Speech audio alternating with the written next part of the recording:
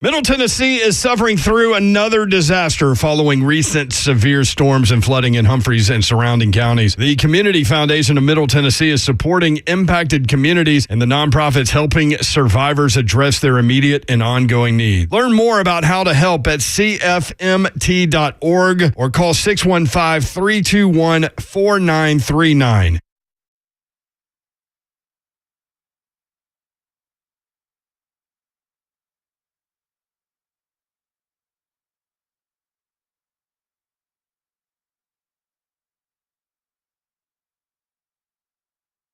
It is 10:01. Good morning from the 104.5 The Zone Studios. I'm Jackson Williams. The Titans' 2024 schedule has officially been announced, and here are some things to know. The Titans will open their season in Chicago to take on the Bears in Week 1. The Titans play in one primetime game in 2024. That is Week 4 against the Dolphins, and their bye week comes in Week 5. Nashville Soccer Club took 3 points at home as they defeated a depleted Toronto FC side. The breakthrough didn't come until Shaq Moore's first MLS goal in the 81st minute, with Teal Bunbury adding another goal in stoppage time. In the NBA playoffs, the Mavs took down the Thunder 104-92 to take a 3-2 series lead, and the Celtics defeated the Cavs 113-98 to win that series and advance to the Eastern Conference Finals. For all your foundation repaired waterproofing needs, you need to visit USSTN.com. Breaking news at once on your home for the Titans and Vols. This is 104.5 The Zone.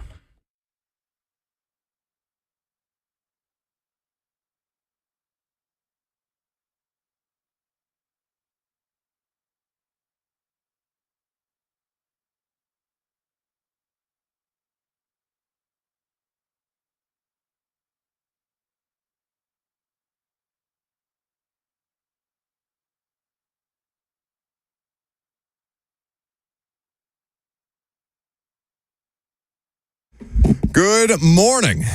We got breaking news off the top to start the show. We're happy to have you, and it's not just the Titans' schedule.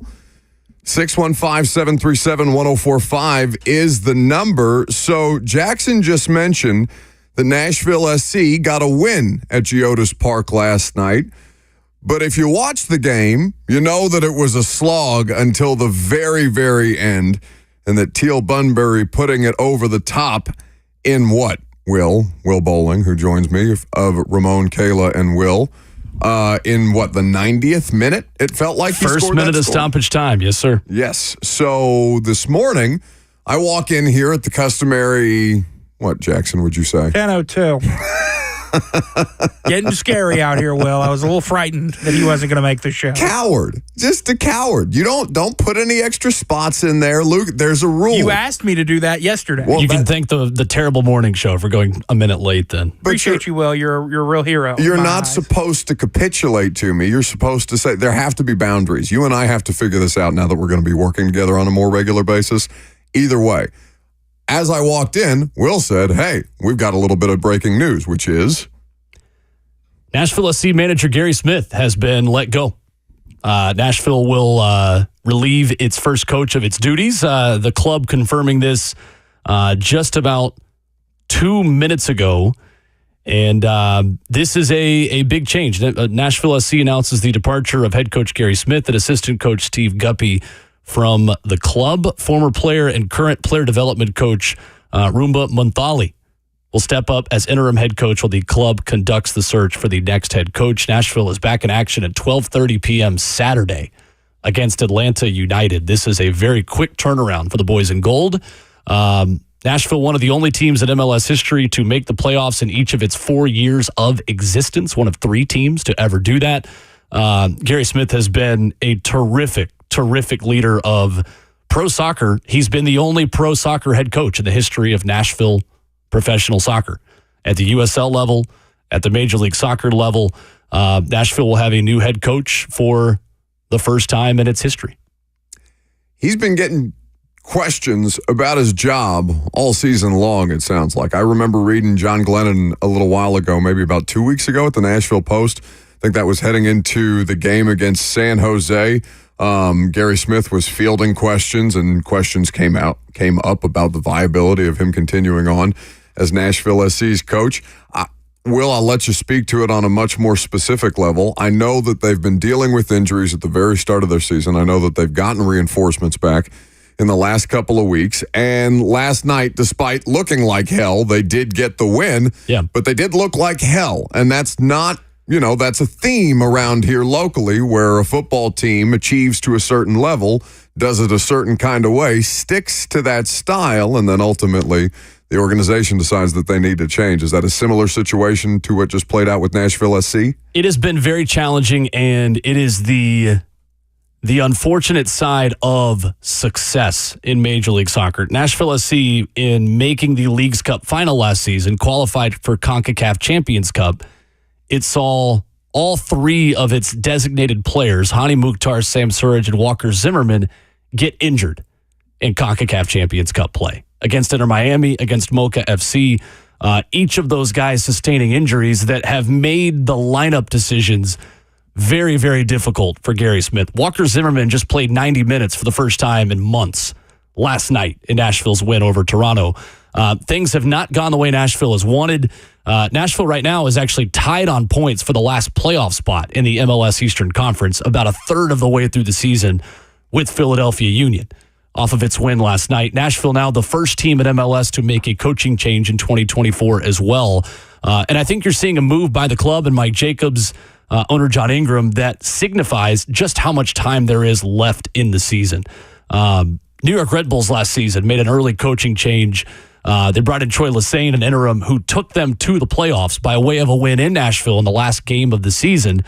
And now Troy Lesene's in D.C. He's crushing it as the head coach of United. So it is such a long season, right? It is a school year, almost, the soccer season that goes from the end of February through the middle of November if you are playing in postseason, that there is time to make major change and still implement different ideas into a team. I'll be interested to see the kind of person Nashville is able to get, but it has been a frustrating season for the boys in gold. Just 3 wins in their first 12 games.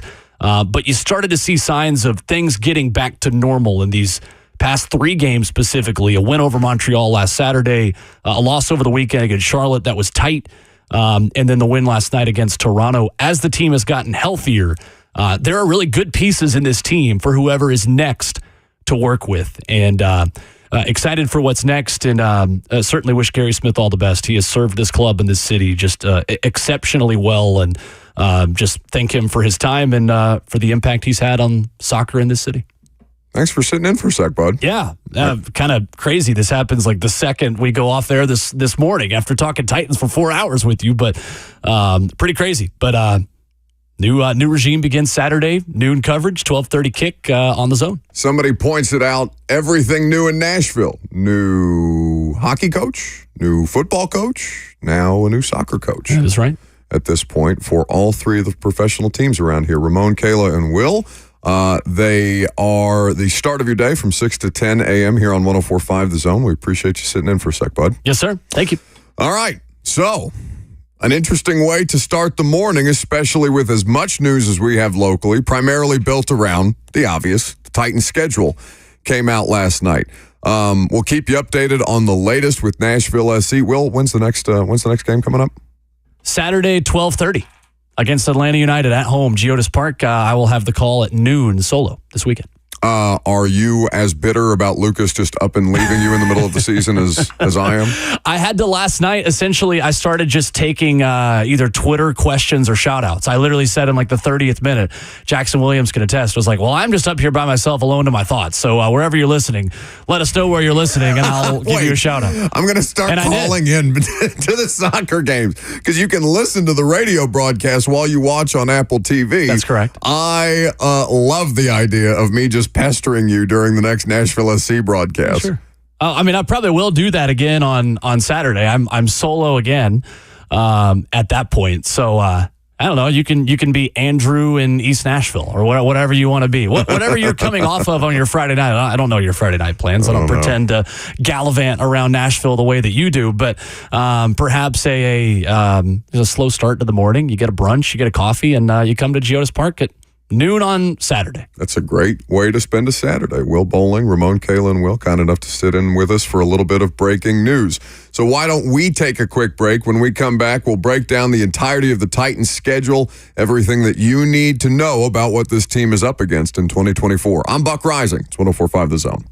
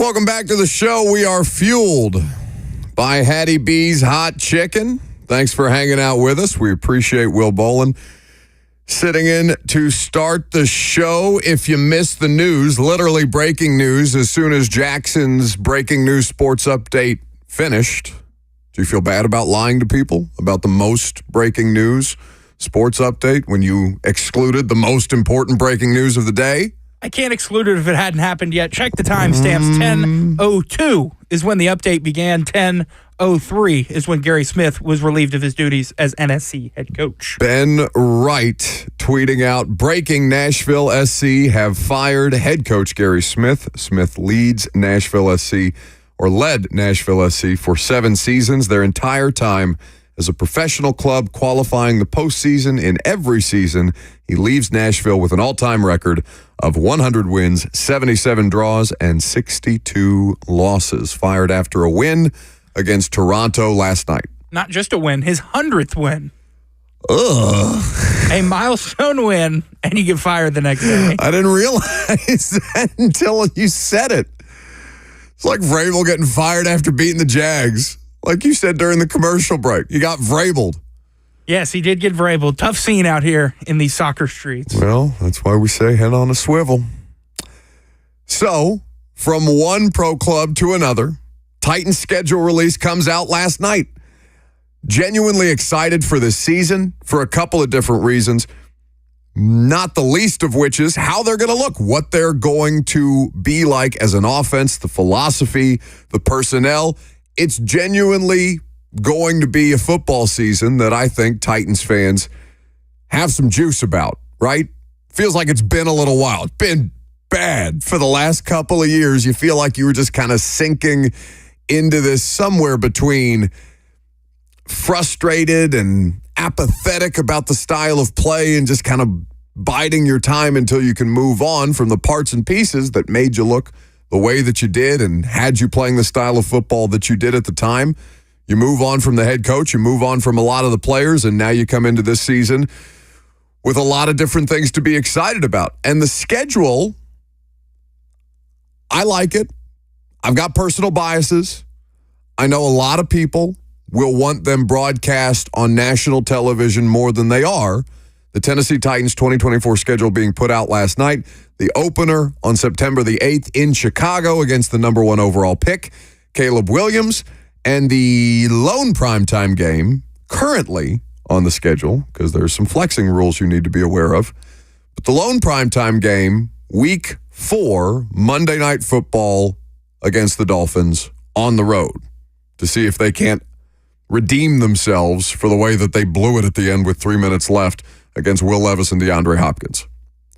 That game was a lot of fun. It makes sense why that game would be a primetime game. I mean, the Titans gave that game away too. They just got it back essentially. Jael in the YouTube chat. You can interact if you want to. Facebook, YouTube, Twitter, and Twitch. Live stream the show there. If you have thoughts, your initial thoughts on the Titans schedule, what you believe the toughest stretch to be, what's your favorite game, your favorite matchup, the thing that you're most looking forward to.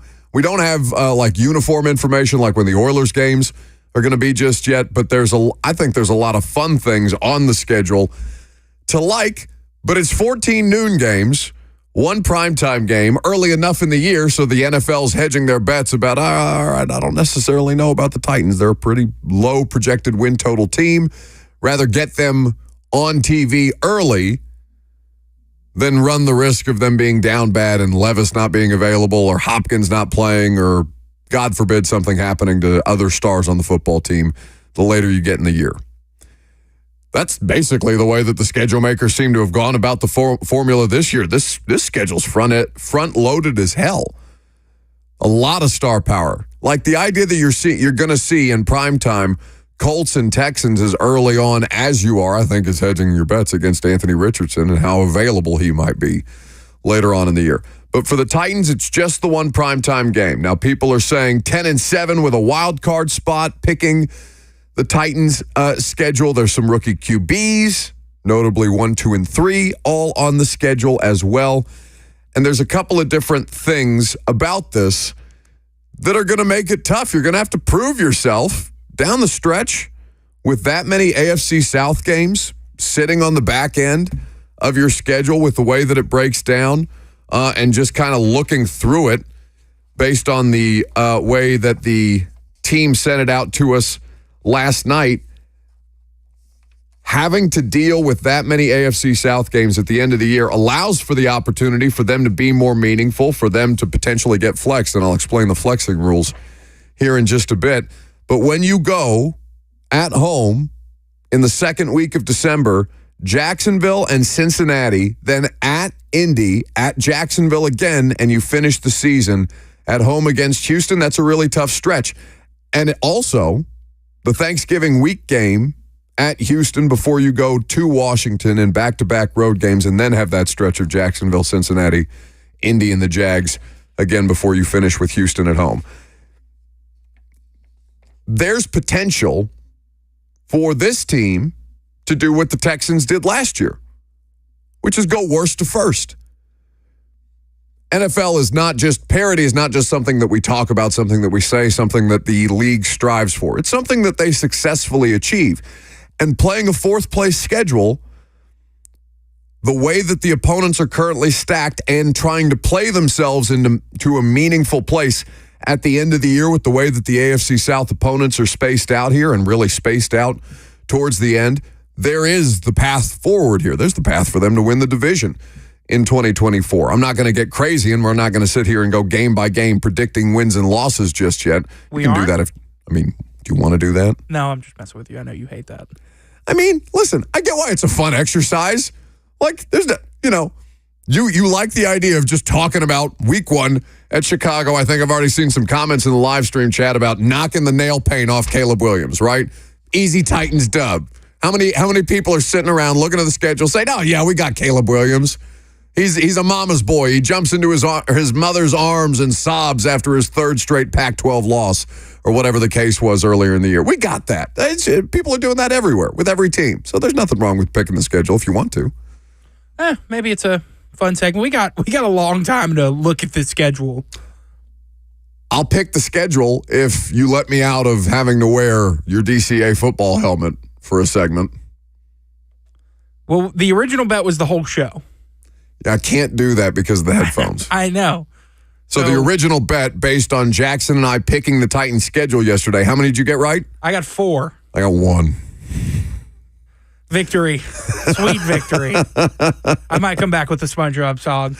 We don't know. I don't think I can wear that helmet. Also, you have a really big head. Like, maybe I could.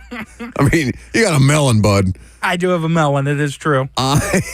Thank you for confirming that. I appreciate it. Confirmed. Schefter reports that I have a melon. I don't think, maybe your helmet is big enough for me to wear headphones with the helmet on, but that's going to be deeply uncomfortable. I'm already bitching enough on this radio show for 3 hours a day. I don't think people want to deal with that. All right, I'll let you out of it. Let's pick some. No. We're not going to. We have to pay off the bet. There's a helmet in the green room or in the production room. In there. Yeah. All right, we'll figure it out. It has to be a segment that I don't need my headphones for, but there's a DCA football helmet. So because I had my parents are, now that I have my house, or I've had my house for a couple of years now, my parents are doing the thing where they just clear out their house and send all the crap that they kept for some reason but don't want anymore. They're sending it in boxes down to my place, and one of those things is my high school football helmet. So I had mine ready to wear. I had one that fit me. It's in the car, but you brought your DCA football helmet because you wanted it to be a local team. Honestly, I just kind of wanted you to have to think about wearing something that was on my head at one time. Yeah, that thought did occur to me. I know, because that was the first thing you brought up.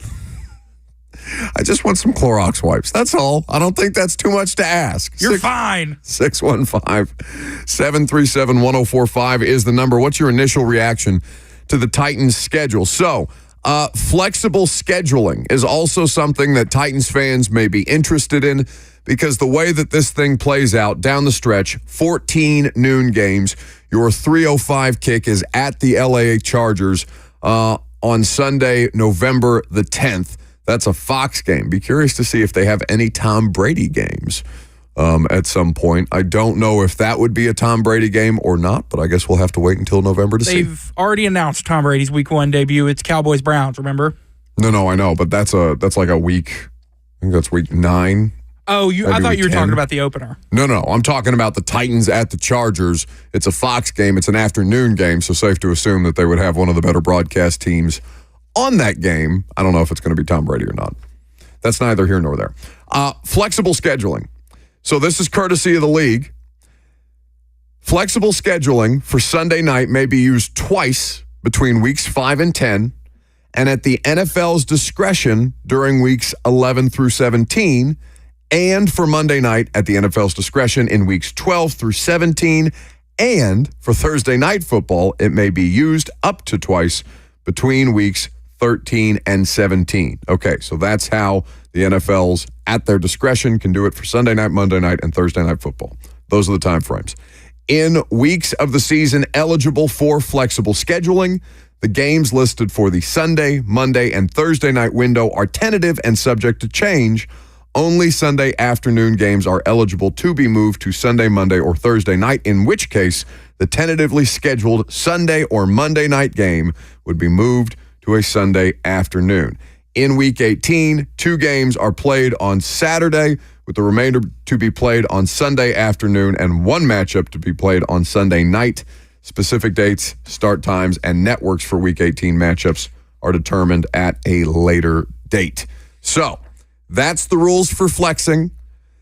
And the best opportunity, Bert and I went through this last night. In fact, he pulled up I believe it's the Monday night football schedule.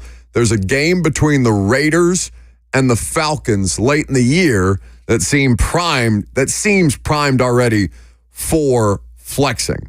If I was a Titans fan, I'd keep that in mind. You have divisional games down the stretch. That may be the opportunity for another primetime game. Now, does primetime appearances mean that your team is good?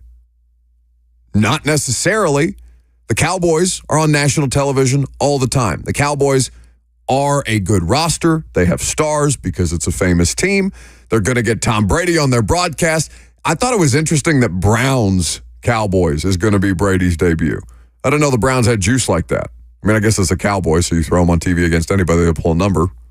The Cowboys aren't going to be the Fox noon game week 1. That's just never going to be, I think, wherever the NFL had the Cowboys week 1, that was either going to be a primetime game or the Fox 325 game. I don't think it was.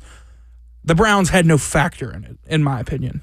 So the Ravens have 7 either nationally televised broadcast or island games, standalone games. The Texans have 6. Last year, they only had 1. And it was at the very end of the year, in week 18, they didn't have the Texans scheduled for a single primetime game last season. So for all the hand-wringing about Titans fans, we'll talk about that later on. I don't think it's necessarily something you have to get too bent out of shape about. And I feel like for the most part, now Jackson, you work games now, but like when you're a fan going to games, do you prefer a noon kick or are you looking for a later time slot? I think 3 o'clock's ideal. 3 o'clock ideal, especially at Central Time, because you still have time at the end of your day to have kind of a relaxed night if you've been doing some boozing at the football game, and you have plenty of time before to tailgate, to kind of, make sure that you enjoy yourself properly. Although the tailgating situation, I know the Titans are working through that, the logistics of that right now. I'm fascinated to see what the atmosphere is going to be like at Nissan this year. 3 o'clock is so ideal. You have so much time to lead up and tailgate, but it's not like a primetime game where you have too much time to tailgate. And, like you said, you can relax after the game. You're getting home about 7:30, 8 o'clock. They haven't had a nationally televised broadcast at Nissan Stadium since Dobbs against the Cowboys in week, I think it was 16 or 17, down the stretch of the 2022 season.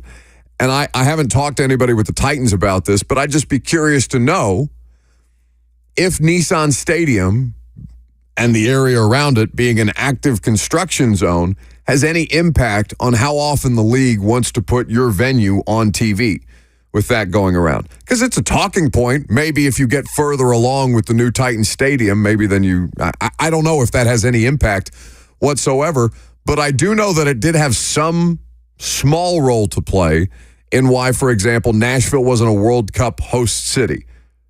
I'm pissed that Kansas City is going to be a World Cup host place instead of Nashville. We're so much better equipped for that. But part of it, understandably so, was they were uncertain about the stadium situation for Nissan, because at that point you hadn't officially approved the new Nissan Stadium plans yet. And I think had they already approved it by the time the World Cup was ready to come here, maybe you're further along on the timeline, 2026. You're more optimistic about it, and then you could host the World Cup there. But I think because, to an extent, I'm sure it wasn't the only reason, but to an extent because there was some posturing about the stadium decision, Nashville wasn't a shoo-in for a World Cup host city the way that it should have been. So I don't know if the league factors that into account or not. I'd be curious to know, so maybe I'll send some texts after the show, see if we can't figure that out. I bet Nissan gets one more. One more big-time primetime game. Probably in its last season. You mean like over the course of the next 3? No, that they can't settle for that. One more in the next 3 seasons? 2027 is when they're aiming to have this thing open. If everything goes according to plan, we'll see. One more game. Yeah, I mean, if you really think about it, it's just them not coming here for one more season after this one.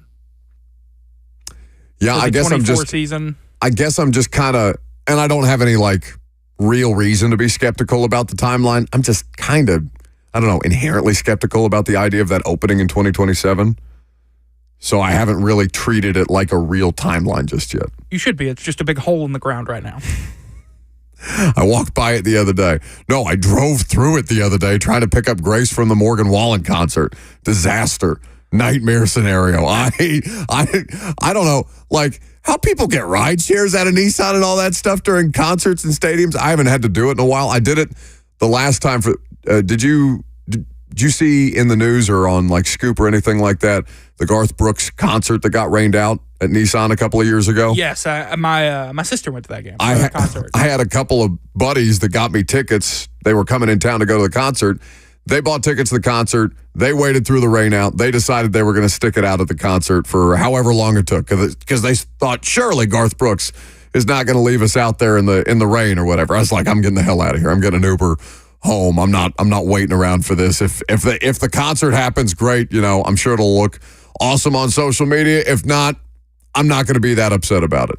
I think they rescheduled the show at some point, but they were out there for several more hours. Oh, yeah. Oh. They let that go on way too long. Oh, my God. For that reason alone, I know there's some people who want Nissan Stadium to stay open air and to play football in the elements or whatever, but just for the concerts and stuff like that so you don't have to deal with the nightmare of rainouts. Whatever. We're getting distracted. We're going to go through a couple of different elements of this schedule because there's some interesting things to note. One that caught my eye in particular is the time zone and travel element of this, where the Titans going to Los Angeles in Week 10 to face the Chargers. The Titans are in the Central Time Zone for 10 games or in the Eastern Time Zone for 6 games for the duration of the 2024 season, including the preseason. Preseason opponents, by the way, were announced. Let me pull those up. San Francisco and Seattle with dates TBD. In Nashville, they'll have a preseason game at New Orleans this year where they opened their regular season games last year. So 10 games in Central Time, 6 games in the Eastern Time Zone, and the 1 trip out west to play the Chargers in Week 10. 615-737-1045 is the number if you want to react to the schedule. What's your favorite game? What's the toughest stretch? What excites you? Does this make it feel more like football season? It does for a little bit, or it does for me. At least a little bit. I booked my travel for Chicago yesterday. I'm fired up to get another Titans season underway and looking forward to seeing what this product looks like. We'll keep talking about it coming up next. I did a bit for a long time when I was fat, Jackson, called Press Box Food Reviews. And I did away with it while I was trying to lose the weight. But I think this is the year, not that I'm looking to get fat again, but I think that this is the year that we bring back the Press Box Food Reviews because I have a scathing food review for you about the Titans' Week 1 opponent coming up next.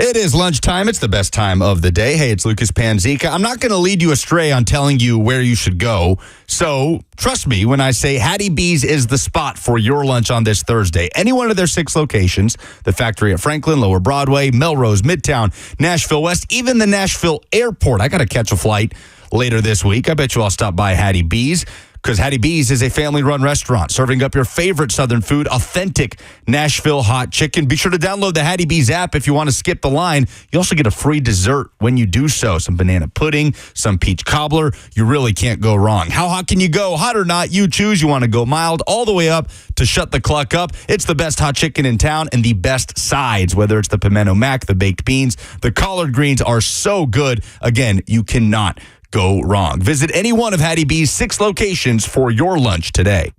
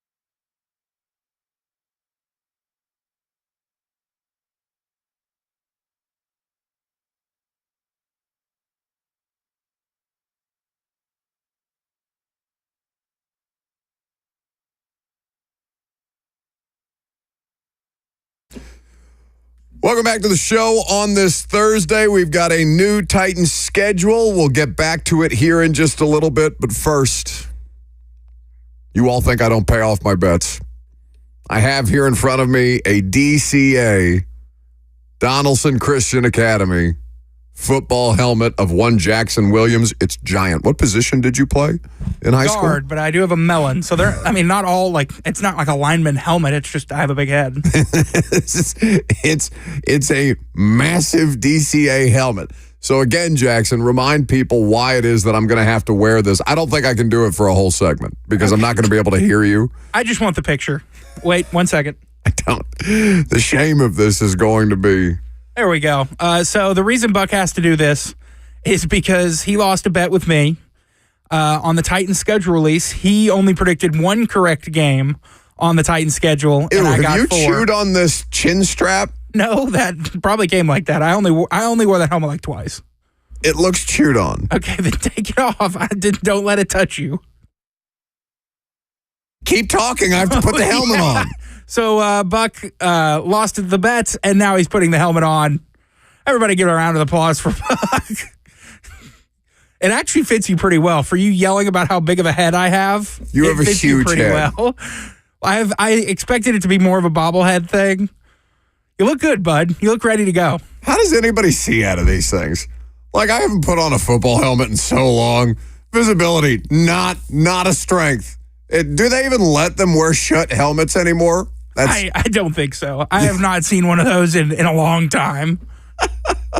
Is it comfy? The worst part about this is I know my hair is going to be a disaster after I take this helmet off, which is not going to be able to be something that we correct in real time on the radio show. Am I going to have to do this segment like this? Yeah, let's do the segment. So I heard you went off on primetime last night.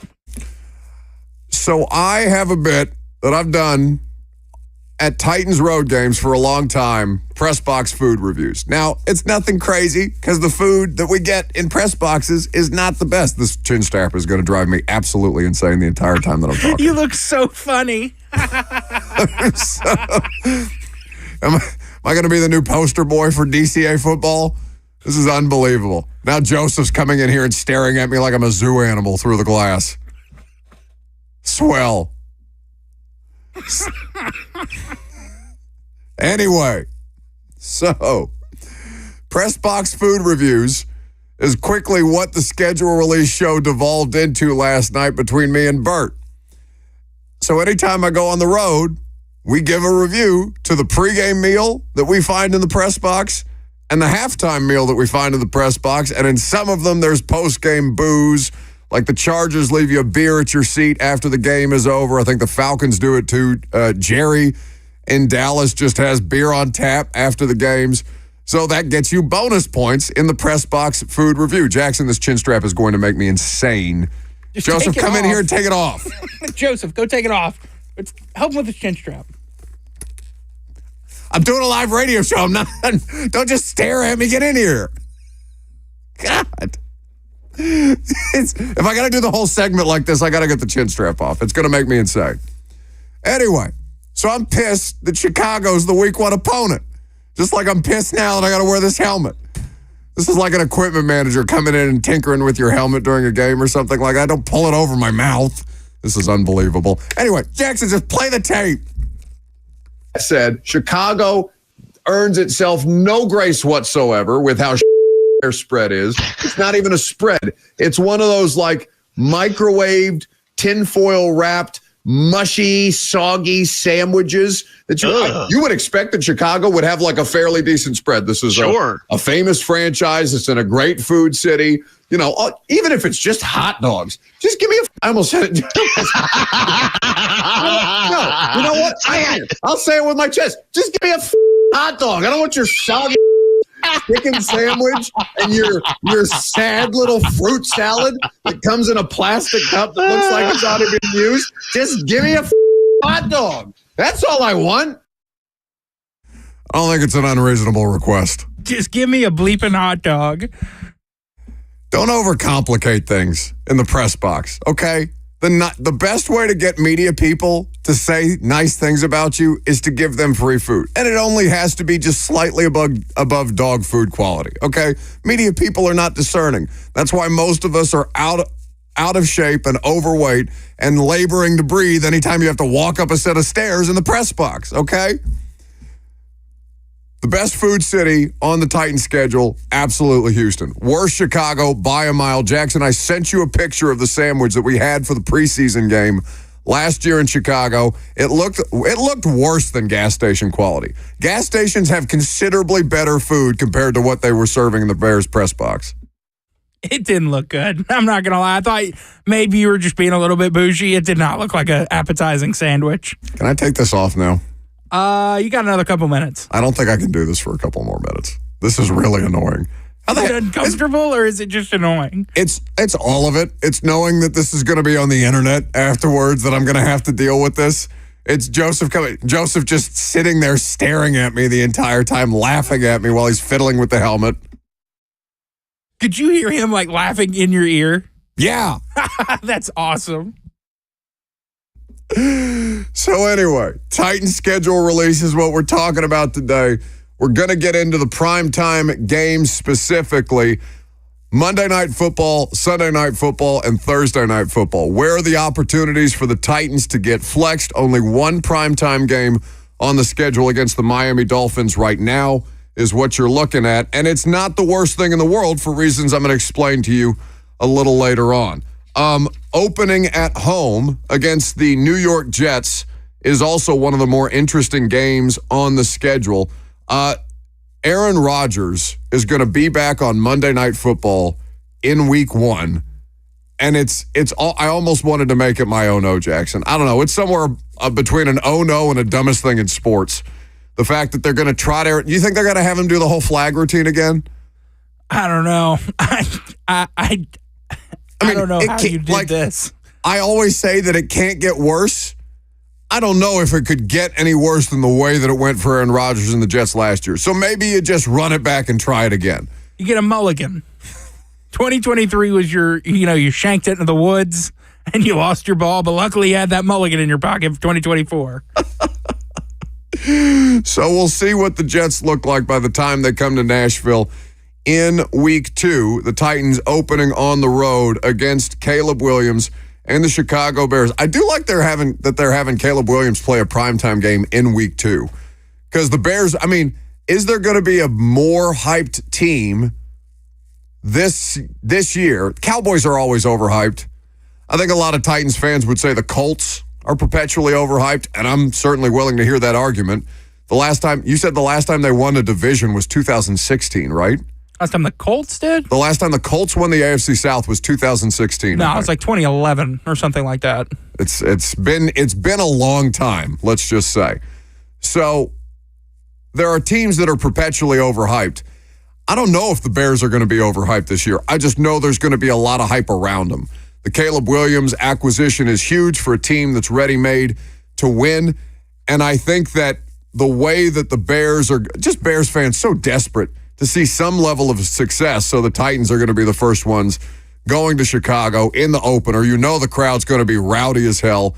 They're on, Lakeshore Drive in Chicago where Soldier Field is. And I don't know how many, I don't know what the timeline for the new Soldier Field is exactly, but it's just a great place to open up the NFL schedule and a lot of interesting storylines that we'll have the next couple of months to talk about before the before the Titans travel to face the Bears in week 1.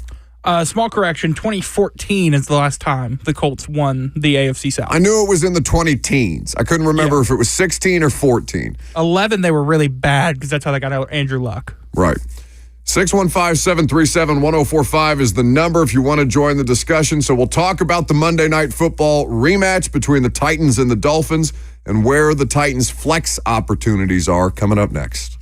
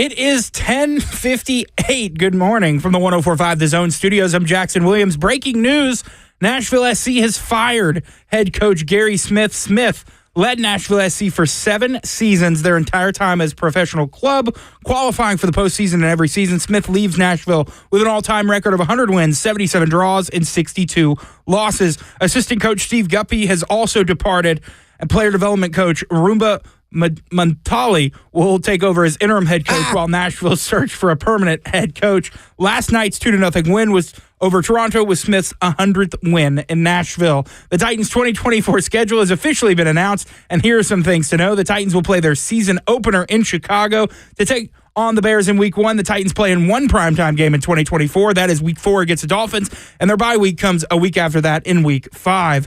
In the NBA playoffs, the Mavs took down the Thunder 104-92 to take a 3-2 series lead in that series, and the Celtics defeated the Cavs 113-98 to win that series and advance to the Eastern Conference Finals. For all your foundation repair and waterproofing needs, you need to visit USSTN.com. Breaking news at once on your home for the Titans and Vols. This is 104.5 The Zone.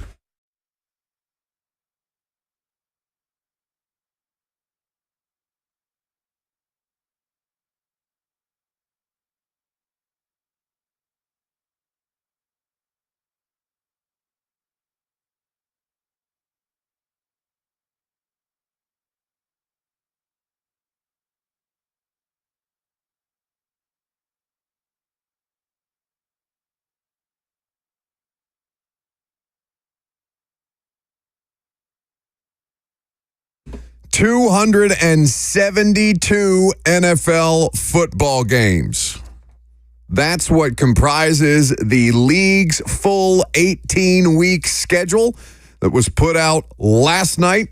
We've got the Titans 2024 outlook, the opponents, the toughest stretches to go over, the primetime games or game, primetime lack thereof for Tennessee, and the most important divisional stretches that this team will have to face as they endeavor to dig themselves out of the basement of the AFC South. Welcome back to the show. We're happy to have you. We're fueled by Hattie B's Hot Chicken. You know this. I've removed the DCA. Is it the Wildcats? Yes, go Cats. Go Cats. I've removed my DCA helmet. It's still got Jackson's sweat soaked into it from you were in high school 7 years ago? Yes, I wore that for 3 days at a non-contact football camp. It's amazing how much sweat can be retained over 7 years after only 3 days of usage. Concerning. You going to make it back there? Jackson and Joseph lurking in the shadows. We are with you until 1 o'clock. 615-737-1045 is the number. You also can interact with the show via the F&M Bank chat, live stream at Facebook, YouTube, Twitter, and on Twitch, where Duck Falling, which appears to be a burner account of me, says, I eat my ribs with a fork and knife. That's correct. If I can, I will. Do it with French fries, too? That's insane. No, it's not. Your hands get gross. I don't want to do that. It's not for me. We've been over this. It's a French fry. Listen, I'm a weird eater, okay? We can relitigate this today if you want to, but it's not going to change the way that I eat. Like, you're not going to shame me into eating with my hands. It's just not going to happen. I'm good, but we do need to litigate the new Giants uniforms. Have you seen these? This is how you want to open the second hour? Are they that bad? They are that hideous. Okay. No, I haven't seen the New York Giants uniforms. What do I need to know? Just look them up on Twitter there. It's a mix of blue, red, and tan. Blue, red, and tan? The New York Giants. Ugh. Yeah, they're disgusting. What is this? New York Giants unveil century red throwback uniforms. They look like Arena League Bills uniforms, don't they? They should have stayed in the past. What is that? The New York Giants are going, I'm reading a headline on ESPN, are going for retro in a couple of games this season, very retro, dug deep back into the past, into their formative days to create a special century red uniform to celebrate their 100th season. New York will wear the special throwbacks up to 2 times. You know what this reminds me of? Remember those damn Bumblebee outfits that the Steelers wore? Those were cool. But no, the jailbreak bee. Yes, those were Pittsburgh Steelers. Not cool. They look better than these. Ramon Foster had to hate wearing those. If for no Probably. other reason than horizontal stripes on big men, they don't work, all right? It's not very flattering. New York will wear the special throwbacks up to 2 times this season to honor the teams past. They have not announced the specific games, and I'm going to try and describe this in as articulate a way as humanly possible. So they've got like the Michigan Wolverine helmet pattern. You know what I'm talking about? The yellow Michigan Wolverine helmet pattern. It's red, and the base of the helmet is blue. So that's the starting point. They then have these, they are retro looking, at least. Red, primarily red with blue accent uniforms and white lettering, like a single blue band with a white border and white letters on the Giants uniform, and then tan pants. Listen, I'm not gonna pretend like I'm any kind of fashion aficionado or anything like that, like I'm some kind of uniform expert. This objectively is just ugly. You know what it kind of looks like to me? Are they supposed to be like leather pants? Is that what they're going for here? What are we doing? They look like, to me, have you seen those like mashups where they'll take like teams from the NFL and teams from the NHL and they'll mash up their uniforms? No, but I hate the sound of that. It's all over Instagram. People do it on Instagram all the time. Oh, like AI? It looks like they did the Giants and the Montreal Canadiens. That is an accurate way to describe this. This looks like an AI creation between the Canadiens and the New York Giants. And it's hideous. And it should be, you should close the tab as quickly as possible and get away from I it. think I will. My skin's starting to sizzle a little bit. Malik Neighbors going to demand a trade, says Chef Ran in the YouTube comments. Yeah, that's pretty bad. I don't know. Daniel Jones was bad enough, but these uniforms might throw that over. What are you the doing top. to Daniel Jones? He's taking enough bullets this offseason. I'm not a Daniel Jones believer. Well, Never sure. have been. Yeah, but you also came. What did you call yourself the other day? A Buster Screen believer? Absolutely. In 2021. What is the group of you called? Buster Believers. Buster Believers. I made that up. I thought it was funny. There was a contingent. So how many people were in the Buster Believers group for a street free agent that they pulled off the couch to come play outside corner in like week 10? Probably like me and 3 other college friends while we were sitting on a couch on a Sunday. How's that going for you, the Buster Believers? Well, he's on the run from Canadian police, eh? Are we bringing it back, eh? You did this to yourself, eh? Take your ass to the shadows right now. Ah! That's better than yesterday, I guess. So, primetime games, the Titans have one. It's Monday Night Football. It's the rematch against the Miami Dolphins, and it is an opportunity for the Titans to get a game that people actually watch from start to finish that they have a chance to win. Miami's in one of the weirder situations of any team this offseason. A lot of the teams on the schedule for the Titans, I'm kind of curious about what point they're going to be at. Doesn't it feel like this schedule sets up for the maximum amount, Jackson, of the Titans had won a game that they had no business winning against a better opponent, and the conversation afterwards is going to be, what's wrong with the Miami Dolphins that they would lose to the Tennessee Titans in a primetime game? 1 second. I'm coming out of the shadows. Got to make it up the stairs. All right. What was that? You know what? Go back. I'm pushing you down the stairs. Back down the stairs. Stay there. Thank you for all your contributions to the radio show today. Unbelievable. There's a couple of different teams that are in bad spots or might be in interesting spots by the time Tennessee gets to them. Miami in week 4, that feels a little premature for panic, but they're in a spot that they have to figure out what the hell to do with Tua Tagovailoa as far as a contract goes. They are going to be looked at as one of the Super Bowl contenders in the AFC, as they should be in a division that's very, very crowded and very, very talented. And the Titans on a Monday night early in the season feel like it could be a tough spot for Miami, given that Miami, their offseason, when Aaron Brewer is one of your more notable additions, when you lose 2 solid, if not good to above average offensive linemen in free agency, their center and the guard, Robert Hunt, who I believe signed with the Carolina Panthers on a huge deal, $100 million deal. Not just because he almost flipped upside down that one time and caught a touchdown. Or did he catch a touchdown? It was a fumble recovery? I want to say. Or no, he intercepted a screen, essentially. I believe it was. Something like that. Michael Wagner on YouTube says, I'm picturing Jackson doing the Michael Scott going downstairs under the desk. It's basically, I don't know why so many people. Robert spends more time below his workstation, crawling around under his workstation than he does doing his actual job. It's good to know that that's rubbed off on Jackson back there behind the glass. Either way, Dolphins in a weird spot this year.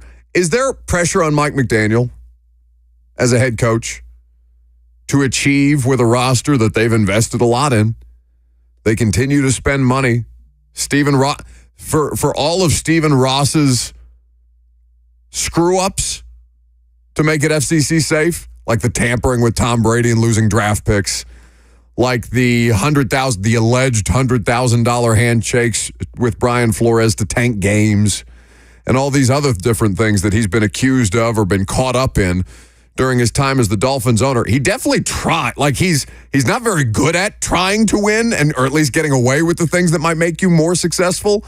But there's not a lack of effort there. I just wonder if an owner in his 80s is not going to have a level of impatience with the fun, quirky coach on the sidelines who may or may not be ripping his jewel if they don't actually win anything this year.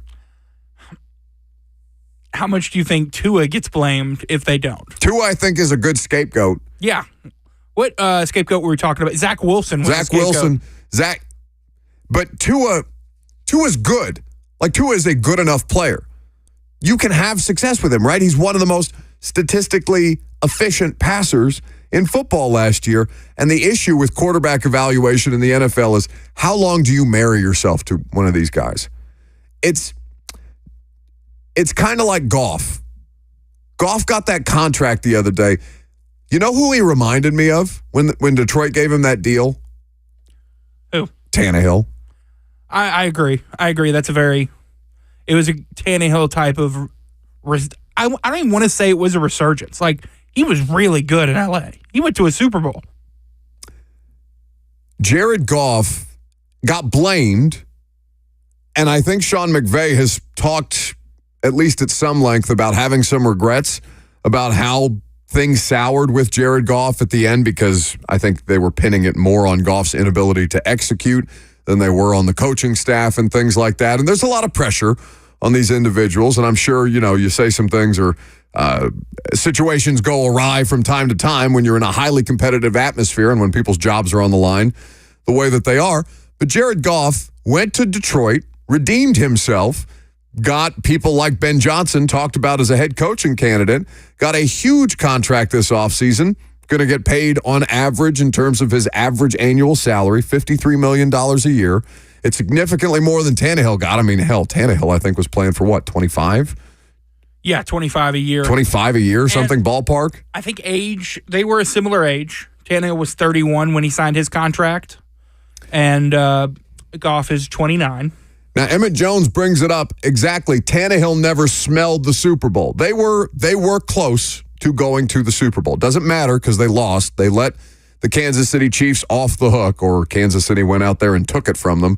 However you want to look at it, because the Titans did go to an AFC Championship game, have a lead, and then lost that lead because Patrick Mahomes is inevitable en route to winning his first Super Bowl out of how many? Pat has 3 now, right? And 2 in the last 2 years? Yes. Tannehill did play in an AFC Championship. Goff's situation reminds me a lot of Tannehill's. Reminds me a lot like Tannehill's, or at least reminiscent of Tannehill's situation. And I just don't know what the fine line is for an organization to figure out, hey, do you just not pay the guy and try and do it again with a better team and invest the resources elsewhere? Or do you invest in the player who's earned the money? Jared Goff, to date, has earned that contract. Ryan Tannehill absolutely earned that contract. And I know that there's a contingent of Titans fans who will say, well, Derrick Henry earned him that contract. Whatever. He was the quarterback for a very successful stretch of NFL football for a franchise that hadn't done any real winning in a long time. And that contract looked pretty good in 2020. It looked great the year after.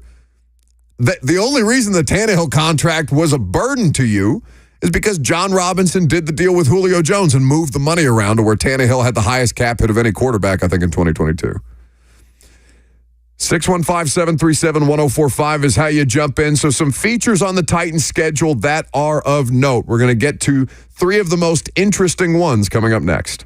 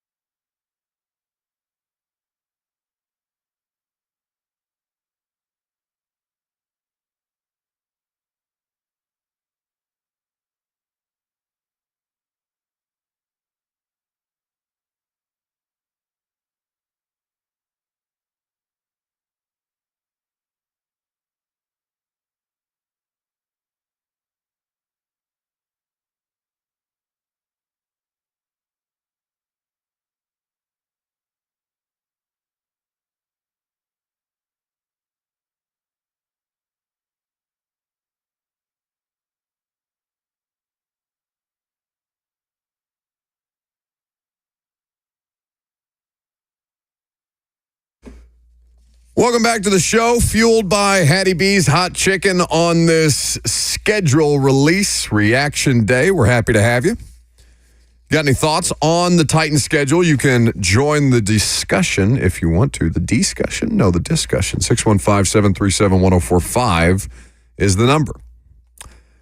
Couple of notes that I wanted to get to based on the information that Titans PR was good to provide to us. The league also sent out some notes about the upcoming schedule, and in particular, some things that caught my eye about who the Titans are going to play and the significance of their opponents. So, with the way that the schedule breaks down, week 1 is at Chicago, so of course you're going to play the number 1 overall pick in Caleb Williams, but you're also going to face quarterbacks 1, 2, and 3 out of the 6 quarterbacks that were drafted in the first round. Caleb Williams in Chicago.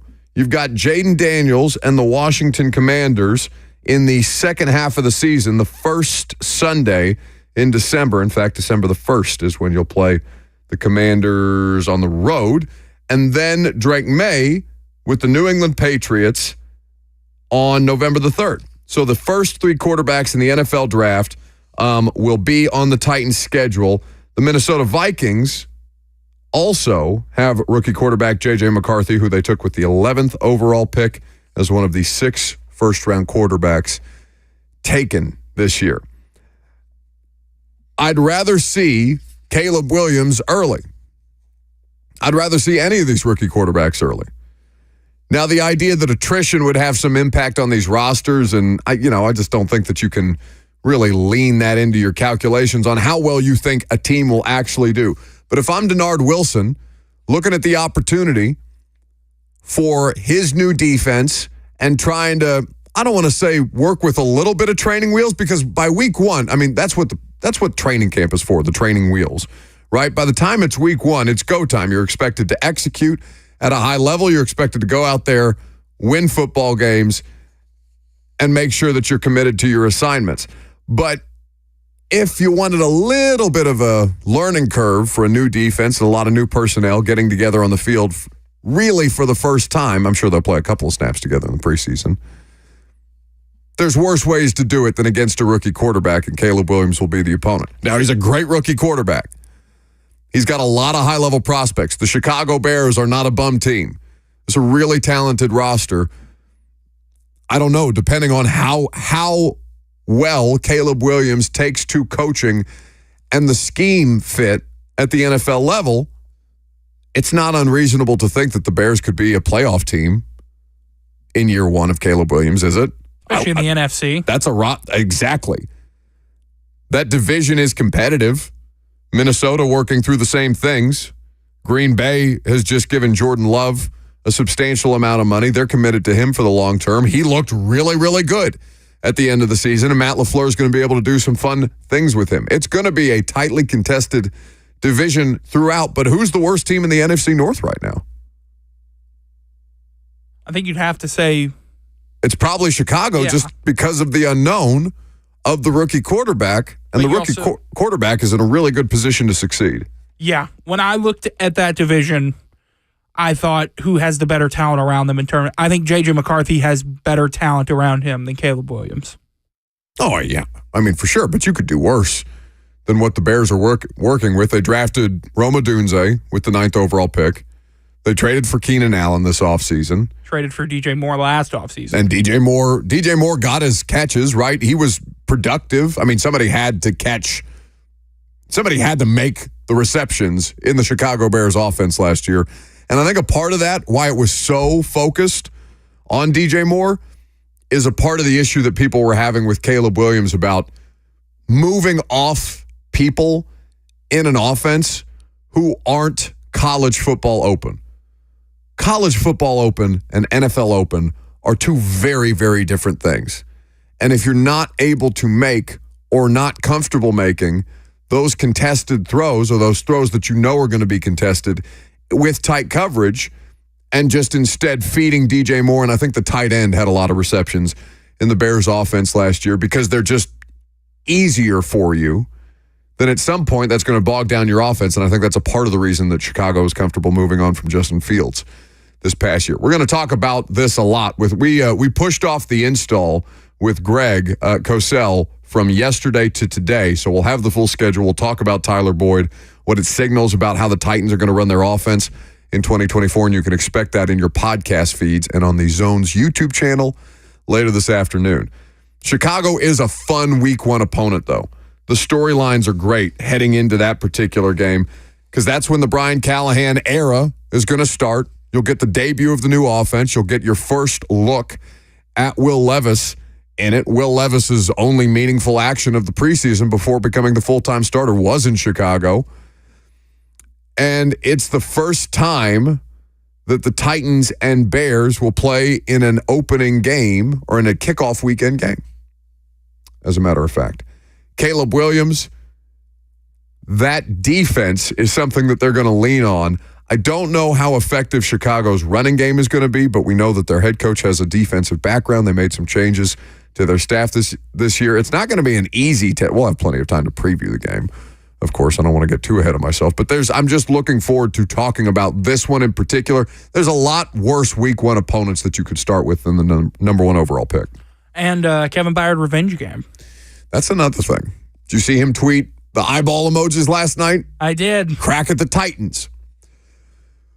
Cosell and I have talked about this. He's very much on the hill that Kevin Byard is pretty much done. And you saw that. Philadelphia secondary all over the place was bad last year. And I don't want to say flatly that Kevin Byard, who's been an all-pro at a certain point in his career, is just completely over and done with as a football player. He's on a 2-year deal with Chicago this offseason. But he was a part of the problem in Philadelphia last year.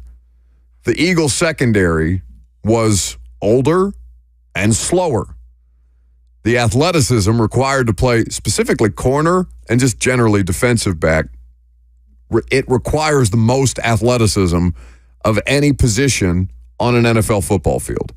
That whole defense is old. The Eagles defense last year.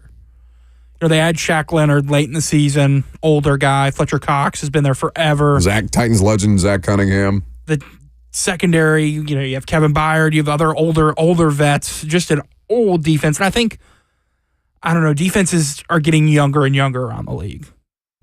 Derek says on YouTube it's going to be heartbreaking to watch Byard get cooked in week one. I mean, that's the ideal result if you're a Titans fan. Just go out there and shell him with your new passing offense. Will Levis is saying we're going to pass on first down. We're going to pass on early downs. We're going to pass in the red zone. Titans, did you see the graphic that was making the rounds? We talked about it on primetime earlier in the week. I can't remember specifically what day.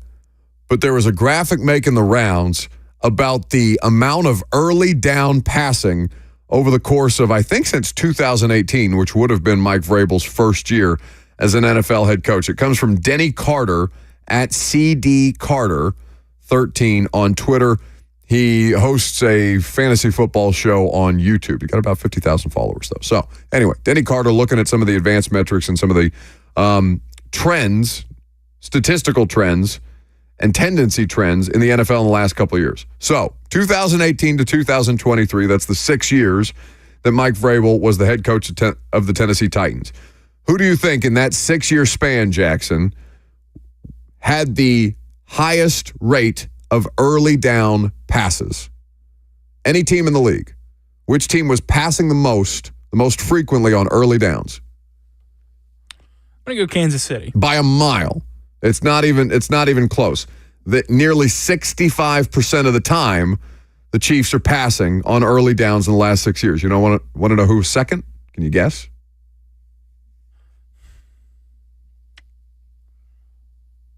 The Lions? The Bengals. So the Bengals are the second most when it comes to early down passing rate. You want to guess who's 32? Because the Lions are 31. Oh, no.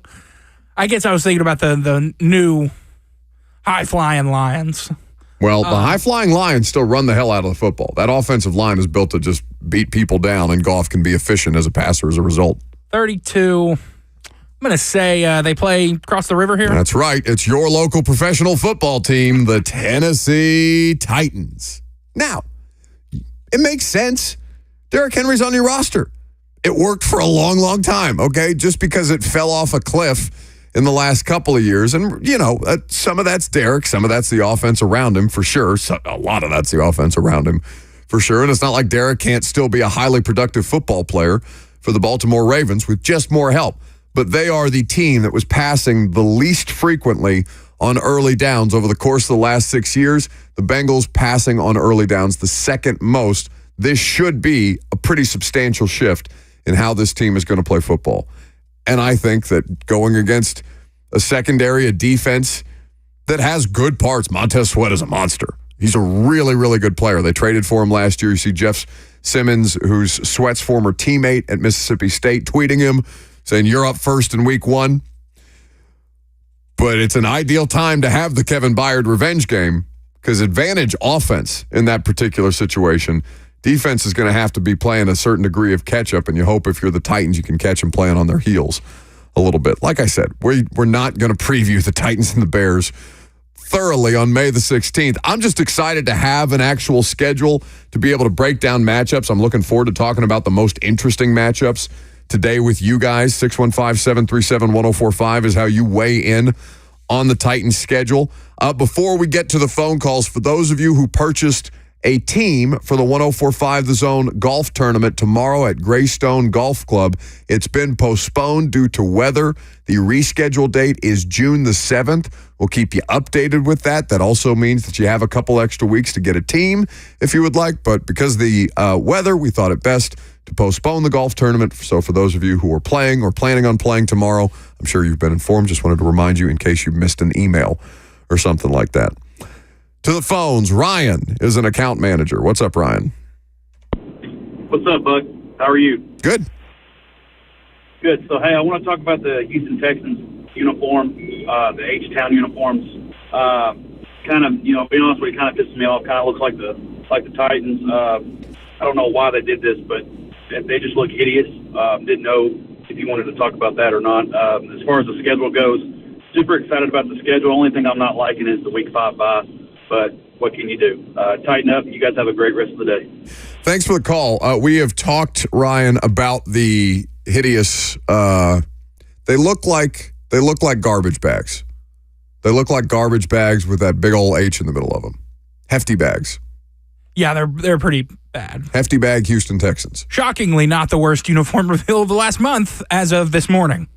Oh, you think? The Giants are so much worse. So much worse? So much worse. Okay, explain to me, because my initial reaction is to say, no, the Houston Texans one is objectively hideous. There's nothing appealing about that.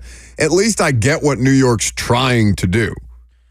The only difference is the Giants have history and the Texans were formed in 22 years ago. That's not that long ago. So, and they've been wearing their previous uniforms since they were pretty much established. Mm-hmm. So, yeah, I hate the tan pants. I hate the Michigan Wolverine looking helmets. I can forgive all of that over the hefty bag Houston Texans. They won't look like that on the field, though. The hefty bags? No, they'll look like they're a nicer material quality. I don't know. You seeing what's going on in baseball right now? Don't just assume. Anytime Fanatics is involved in anything now, I've got a little bit of a side eye. Fanatics isn't making the game jerseys for the NFL. No, they're not making. Yeah, so they'll look better. Aren't they already having to retract the MLB jerseys and pants and things like that? Aren't they already having to go through a uniform shift? I hope so, because they're objectively terrible. Okay, explain this to me, because famously we don't talk. Are you a baseball fan, Jackson? I like baseball, and okay. I've been following this baseball jersey thing for a while. Essentially, the numbers got smaller. Like a baseball jersey looks really nice with the name used to kind of rainbow down the side of the jersey. Mm-hmm. If you had a bigger name, now it's just all scrunched together. It just the number is a lot smaller to where it's on the player's middle back rather than over their whole back. It just looks bad. There's a pants issue where you can see some things that you aren't supposed to be able to see in white pants. Berries type of situation. A little bit. That was in spring training. I don't know if that was fixed, but the white pants were an issue at some point. So Fanatics having a tough scene in the MLB debut of their jerseys. The Sobros Network on YouTube says those Texans unis look like XFL unis. The Giants ones look like nicer XFL unis. The Texans one the Texans one look semi-pro. They look like semi-pro uniforms. It's just objectively terrible. Anyway, we don't have to spend more time on the bad jerseys. Bad jerseys for everyone. Speaking of bad things, though, the Week 5 bye is trash. Early bye trash. Oh, yeah. You're going to be, what is that, 13 straight weeks of games? Yeah, we'll talk about the rest advantages because the Titans do have some, mostly because the teams that they'll be playing will be coming off of a short week. I think every opponent, there's like 6 of them, and I'll give you the full list by the time we get to the noon hour. But there's like 6 opponents on the Titans schedule who are going to play the Titans after having played Monday Night Football, and that obviously will work to their advantage. The Week 5 bye is way too early. Just in general, it was another early bye. I think they were one of the teams with the first round of byes, but even then, Week 7 was the Titans bye last year because Week 6 was London. Yeah. Yeah, Week 5 is terrible. What, 2-4 heading into that bye? 2-4 sounds generous for last year's team, but and that then sounds probably right. Then they switched to Levis. It was 2-4 because that's what they did in 2019. So you were hoping that Levis would have a Tannehill-like turn? No, that's what people were calling in and yelling at us. Remember? Oh, you took that week off. I always take the bye off. Yeah, it was me and Lucas. Yeah, no, I'm at. That's another reason I'm pissed. I want my vacation later in the year. You kidding me? I don't want to have to wait. I don't want to have to go on vacation and not go on vacation like anybody's forcing me to go on a vacation. But I would also like a break later in the season. I'm good in October. I'm not frazzled yet. We don't need Jackson famously, and you'll have to learn this with the Titans road schedule. But when I come in here hot off a late or an early morning flight from whatever NFL city I'm in, we have to play ABBA on road game Mondays, the Mondays after road games, just to make sure that I'm in a good mood. So this is something that, just like having the Price is Right on when I come into the studio and having my stories on in the 11 o'clock hour, there are certain notes that we have to play. I feel like we've neglected Liberty Bibberty this week. Well, I feel like I've had a lot of stuff going on after the show, so we haven't had the chance to follow the storylines as closely. It's The Young and the Restless? He's on Bold and the Beautiful, which comes on after The Young and the Restless. Forgive my mistake. Emmett Jones says Coach Dave McGinnis is going to be delirious going to Chicago. It's going to be a great time to have Mac on tomorrow. We'll have Coach Mac on, and we'll certainly talk a little bit about the Bears game. But yes, he is the mayor of everywhere that he goes, Coach Mac, including the practice field. Did you see how they had Mac wired for sound at practice? Yes, and he introduced himself to J.C. Latham at the beginning of that. That was probably my favorite part. Oh, so good. Hey, he whistles at him real quick and says, "Hey, J.C., Coach Mac." Love it. The man in black, absolutely. Tomorrow at 11:20 is when we will talk to Coach Dave McGinnis. He's definitely the mayor of Chicago when it comes to town. Best dinner recommendations I've gotten in any NFL city from any individual league-wide. Coach Mac in Chicago, he set me up right the last time that we were there. Where'd you go? I don't remember the names of all of them because this had been not last year, but a couple of years ago. But there was 2 steakhouses and a sushi place. The sushi place was the best out of the 3. Unbelievable. I wish I remembered like a small hole in the wall type of front facing entrance somewhere. I want to say in Boys Town, if that's right. Either way, just excellent. I'll give you my full Yelp review later on. A lot of the schedule is about food for me. Like I said, I got my biases. Coming up next, schedule release video reviews. The Titans tried to match the one that won them an Emmy last year. We'll talk about the best and the worst ones. I'm Buck Reising. It's 104.5 The Zone.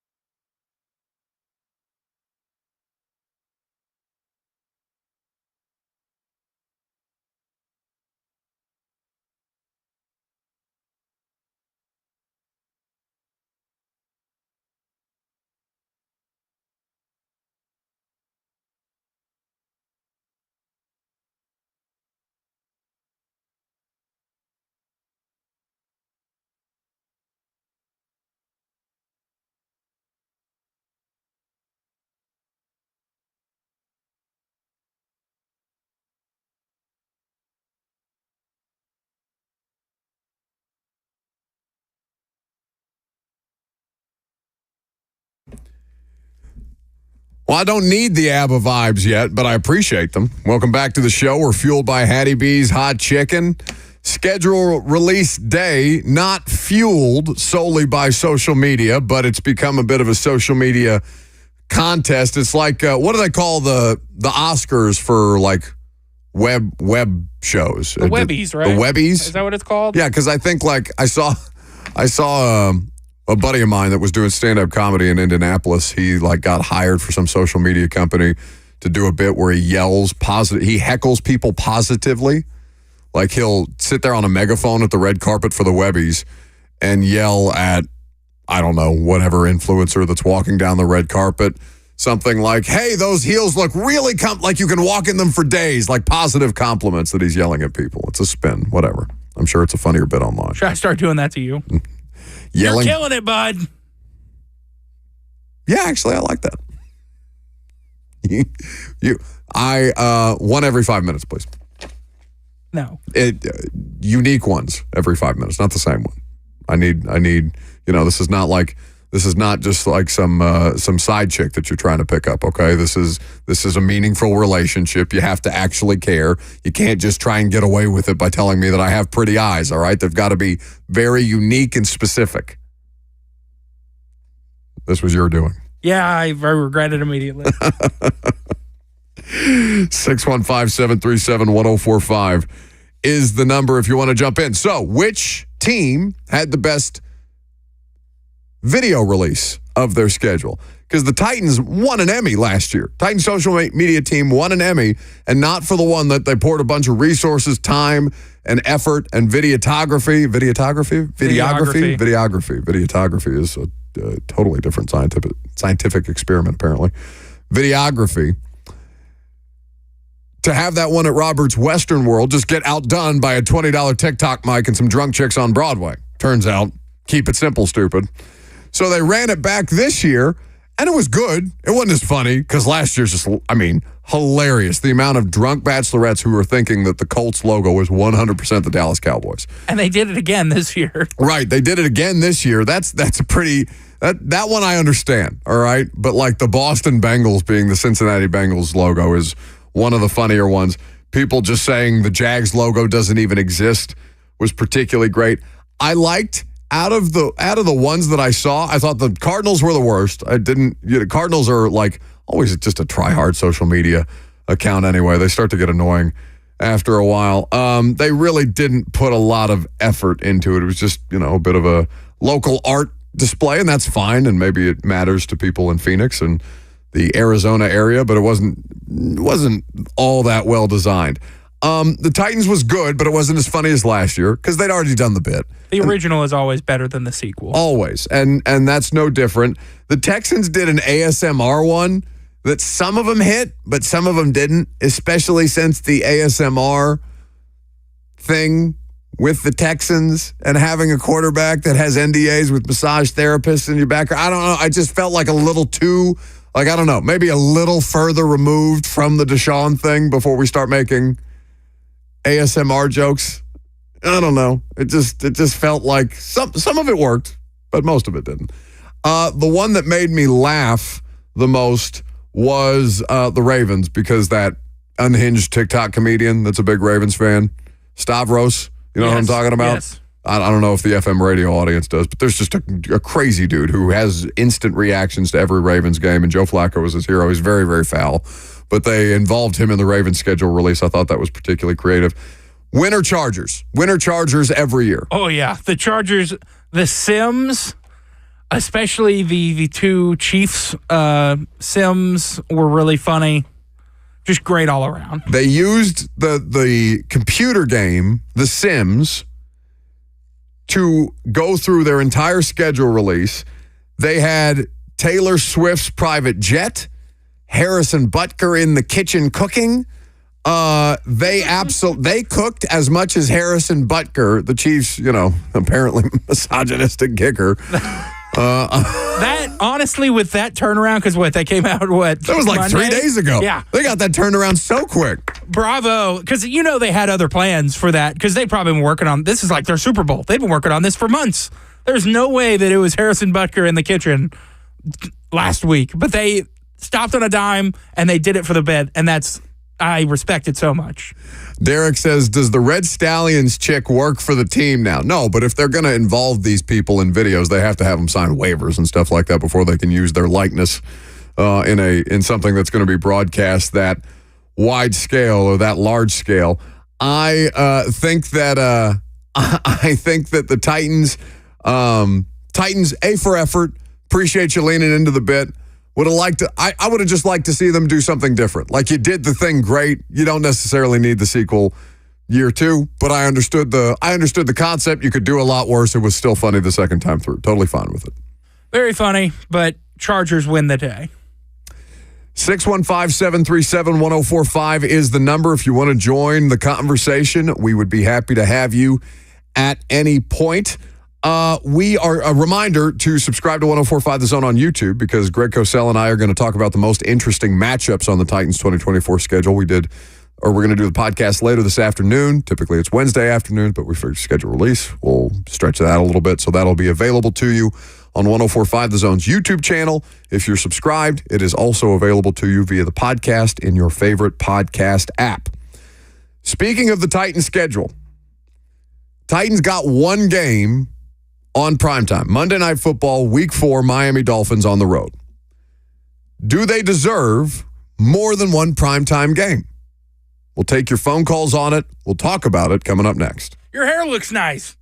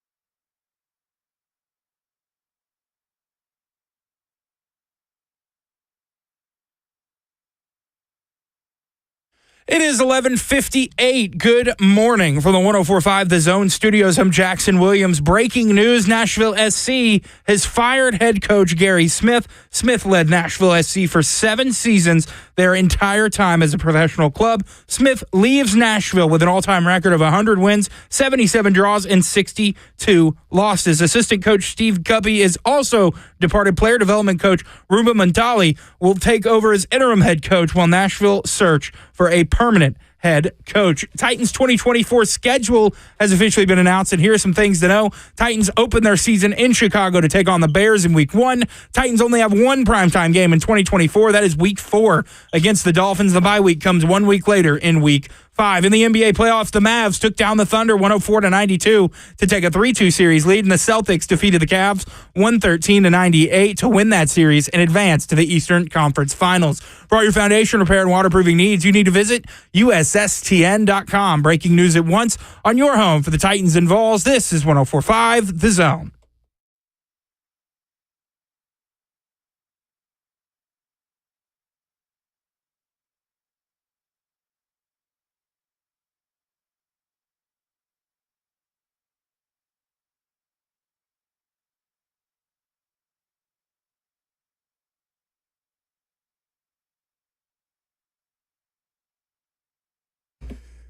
People are planning road trips. People are buying tickets. People are getting together with friends and family about what home games, what road games you want to attend around holidays, all kinds of fun stuff. The Titans 2024 schedule is out. It's always cool to see the way that a lot of you guys use sports to get together on a regular basis, whether you're taking a guys or girls trip to go see your team on the road or, like I said, planning them around holidays is always a good time. This is the first time in quite some time I don't think the Titans have had a Christmas Eve or Christmas Day game. I feel like I've been working Christmas the past couple of years, bud.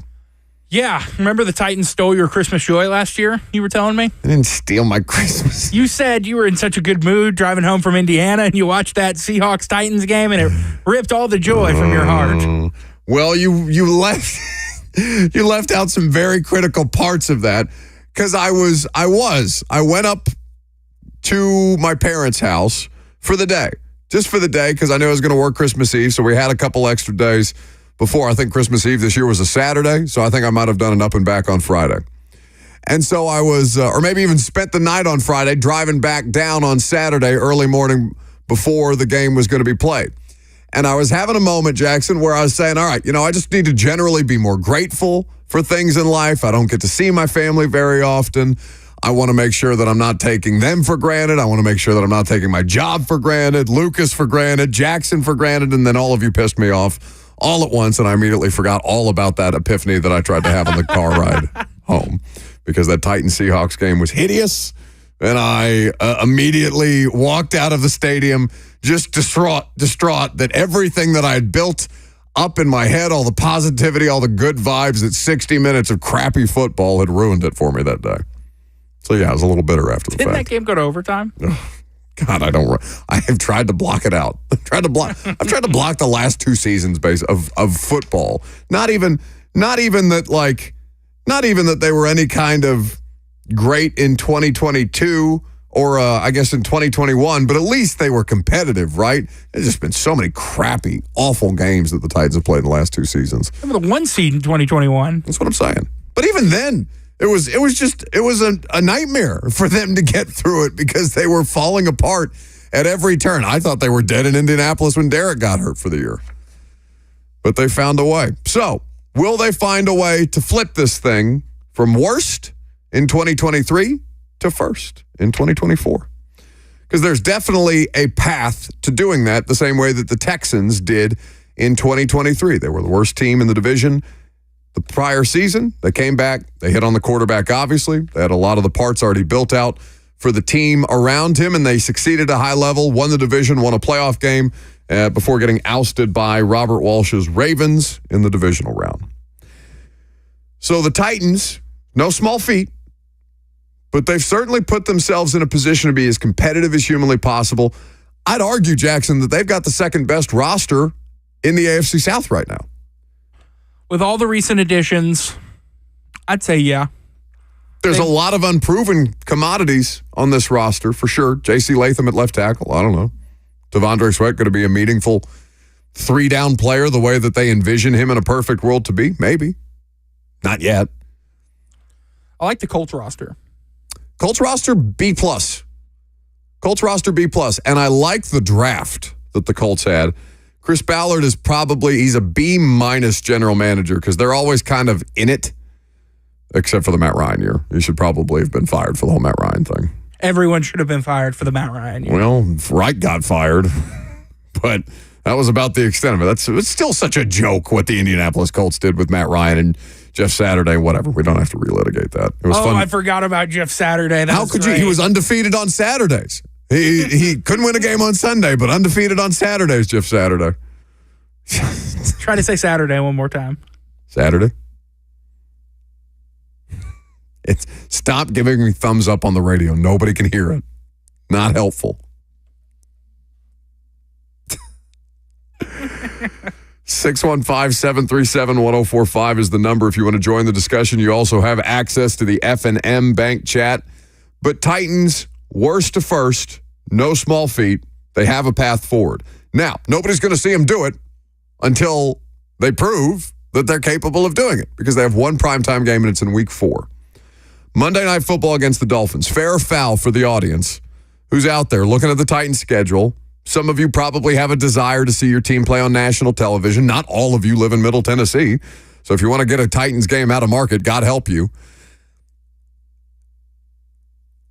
Is it fair that the Titans only have one primetime game in 2024? And that it's the revenge game or theoretical revenge game for the Dolphins in Miami to try and undo the wrongs that the Titans did to them last season. I completely understand why fans like the idea of seeing their team play when it's the only team on television, when everybody that you follow or that you pay attention to or the analysts that you subscribe to or the writers that you pay attention to, when everybody's just focused on your team for that one event and you're talking about it on social media together, and that's the only game that's talked about the next day on a Thursday or a Tuesday after the bulk of the NFL schedule has been played. It carries the discourse for at least a part of the week, right? And it's your team. Everybody talking about your team.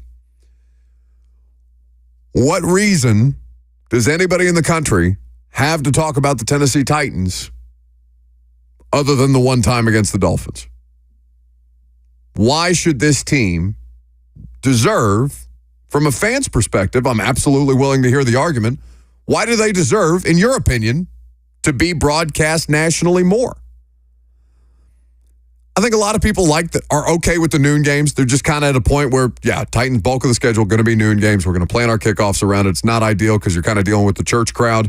Not that there's anything wrong with going to church or anything like that, but, church crowd often kind of still leaving services while tailgating should be going on or could be going on for a noon game, so the atmosphere is less hype. You have a smaller crowd just because you're dealing with logistics at that point, and it's in the middle of the day, so the atmosphere in Middle Tennessee in the middle of the day, especially the early part of the season, is going to be tough.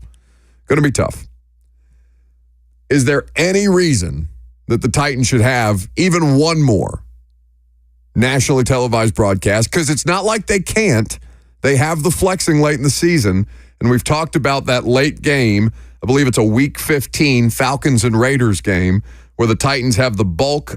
In fact, I think it's the same week that the Titans have Cincinnati, which would make a lot of sense to flex, if they're good, if either of them are good, Brian Callahan into a window where he's playing a nationally televised game against the Cincinnati Bengals or coaching a game against the Cincinnati Bengals in a Titans-Bengals series, for lack of a better term, that's had some good juice the last couple of years. Raw emotions, bad feelings on both sides, bad feelings between the rosters.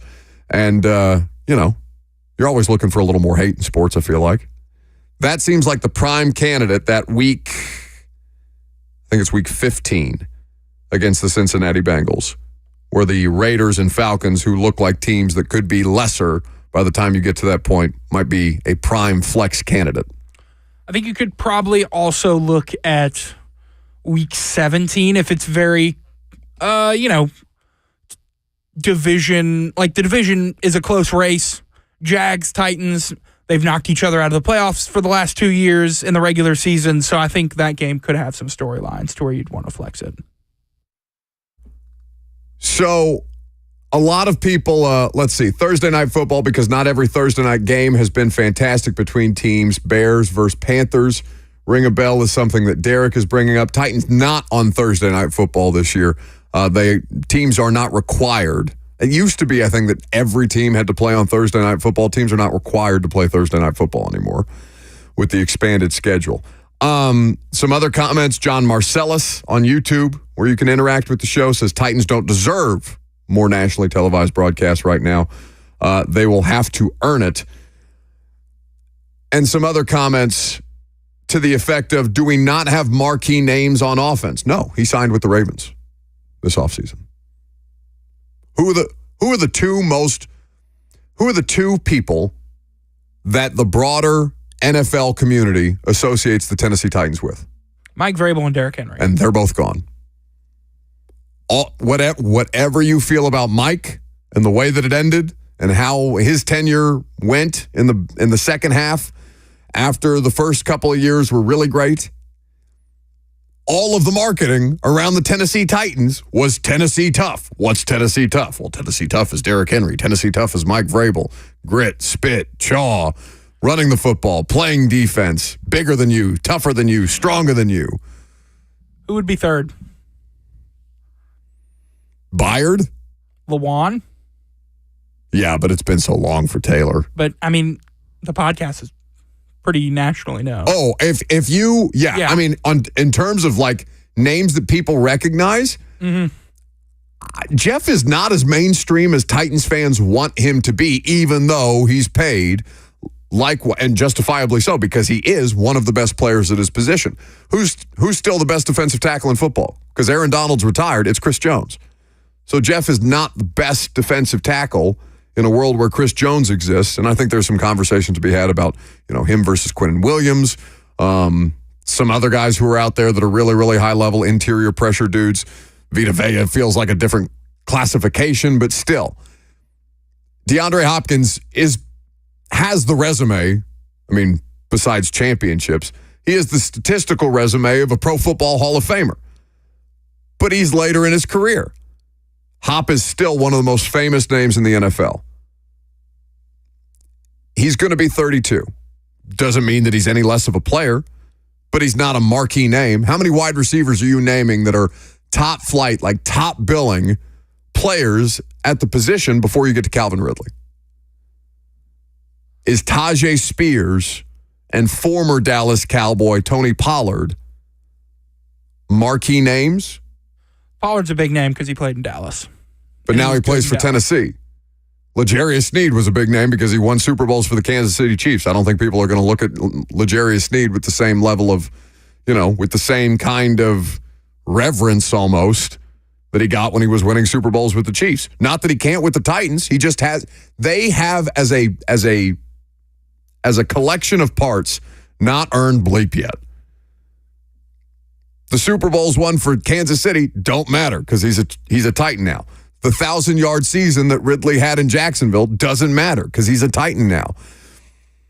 All the starts that Lloyd Cushenberry has made consecutively and being a full-time starter as a rookie don't matter now because they happened in Denver. And Will Levis is as big an unknown. He's not the biggest unknown in the division. That's Richardson. But he's damn near as big a question mark as any player in the AFC South. There's no reason for people to seek him out.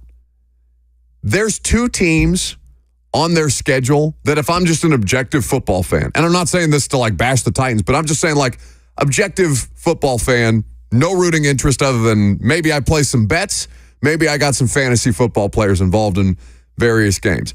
The only two teams on their schedule that I would probably be more interested to watch than them, or excuse me, I phrased that wrong. The only two teams that I would be less interested to watch than the Titans would be the Jags and the Colts, And even then, I'm really interested in seeing if Anthony Richardson is anything at all. Jacksonville is the only team on their schedule that I'm kind of looking at and be like, Trevor Lawrence. The Commanders. Jaden Daniels. A lot of new parts there. Jaden Daniels, new coaching staff, very new offense. But I think I'm probably lower on watching the Commanders just because they're on the Titans schedule. I'm more interested in watching the Titans' new offense than I am in watching the Commanders and Jaden Daniels in his first year, for sure. 615-737-1045 is the number if you want to jump in. Agent S. on YouTube says, sucks when Buck and I agree. Yeah, I mean, it is only the most obvious thing. Texans, again, weren't on national television once until week 18. They did not have a primetime broadcast with C.J. Stroud at quarterback. They had to go about earning it. And now they have 6, either standalone games or nationally televised games. Ravens have 7. People are seeking out these teams because they've got the most famous names. They've got the up-and-coming stars, especially at the most famous position, quarterback. So, yeah, there's going to be more interest in C.J. Stroud this year. All Levis has to do is go out and play to the level, or at least close to it, that C.J. Stroud did en route to winning a division and winning a playoff game in his first year. Alexander works for a plumbing company up next. Hey, Alexander. Hey, Buck. And I'm the owner of the plumbing company. Yes, sir. Okay. But I completely agree with you. And I've never been excited this excited about Titans football. I mean, the marquee players that we have coming in, it just transforms our roster completely, and it makes football exciting. And I think that's what's going to come with more marketing, more games, and things like that. But I want, in your opinion, I believe that Titans, out of all and the entire league, have the best chance to go from worst to first. And I want your thoughts on that. Well, why don't we play that game? That sounds fun. Coming up next.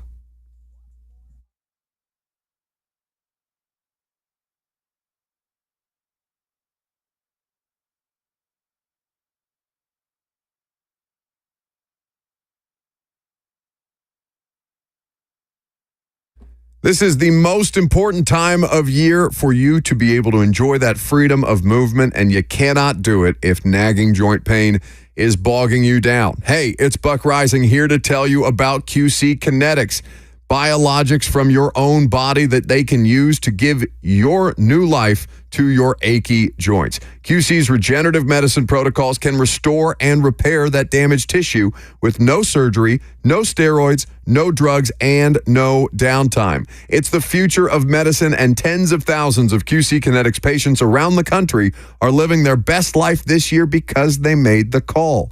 QC's medical professionals are under the direction of Dr. Mitchell Shinecup, a former orthopedic surgeon who became a true pioneer in regenerative medicine because he knew there had to be a better way to deal with joint pain. So call QC Kinetics now for a free consultation. Revolutionary treatments are here for you. 615-249-4024. That's 615-249-4024.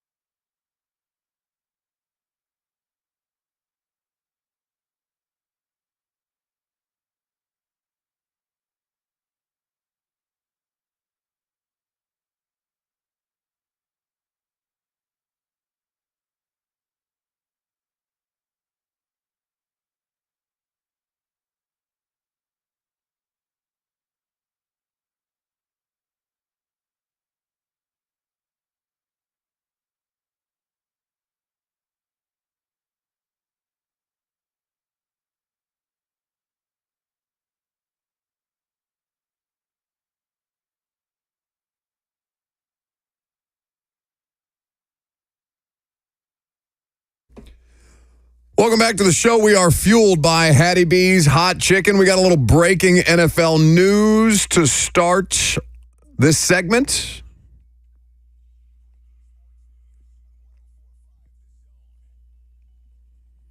I don't think that was overwhelmingly required, the Laser Light Show. Seems excessive. Former Bears and Packers tight end Robert Tonyan signing with the Minnesota Vikings. So he's taking a tour-day NFC North. The one-time Pro Bowl Packers tight end is going to join Minnesota, who will play the Titans later on in the regular season. Minnesota, a home game, I believe, correct? Where's the schedule? I need to find it. Yes, it is a home game. Yes, a home game on the 17th of November at noon. The Minnesota Vikings come to town. So, caller called in, Alexander, called in and said, of all the teams in the 8 divisions, he felt most confident about the Titans going from worst in 2023 to first in 2024. So that's the thing that the Texans did last year, the thing that the Titans will try to accomplish this year. And I've written down who finished first and who finished worst in every division. And I have highlighted the 2 teams who I think are more capable of doing that than Tennessee. So we'll run through this together. In the NFC, let's start with it. Jackson, who won the NFC South last year? It'll be a fun trivia game.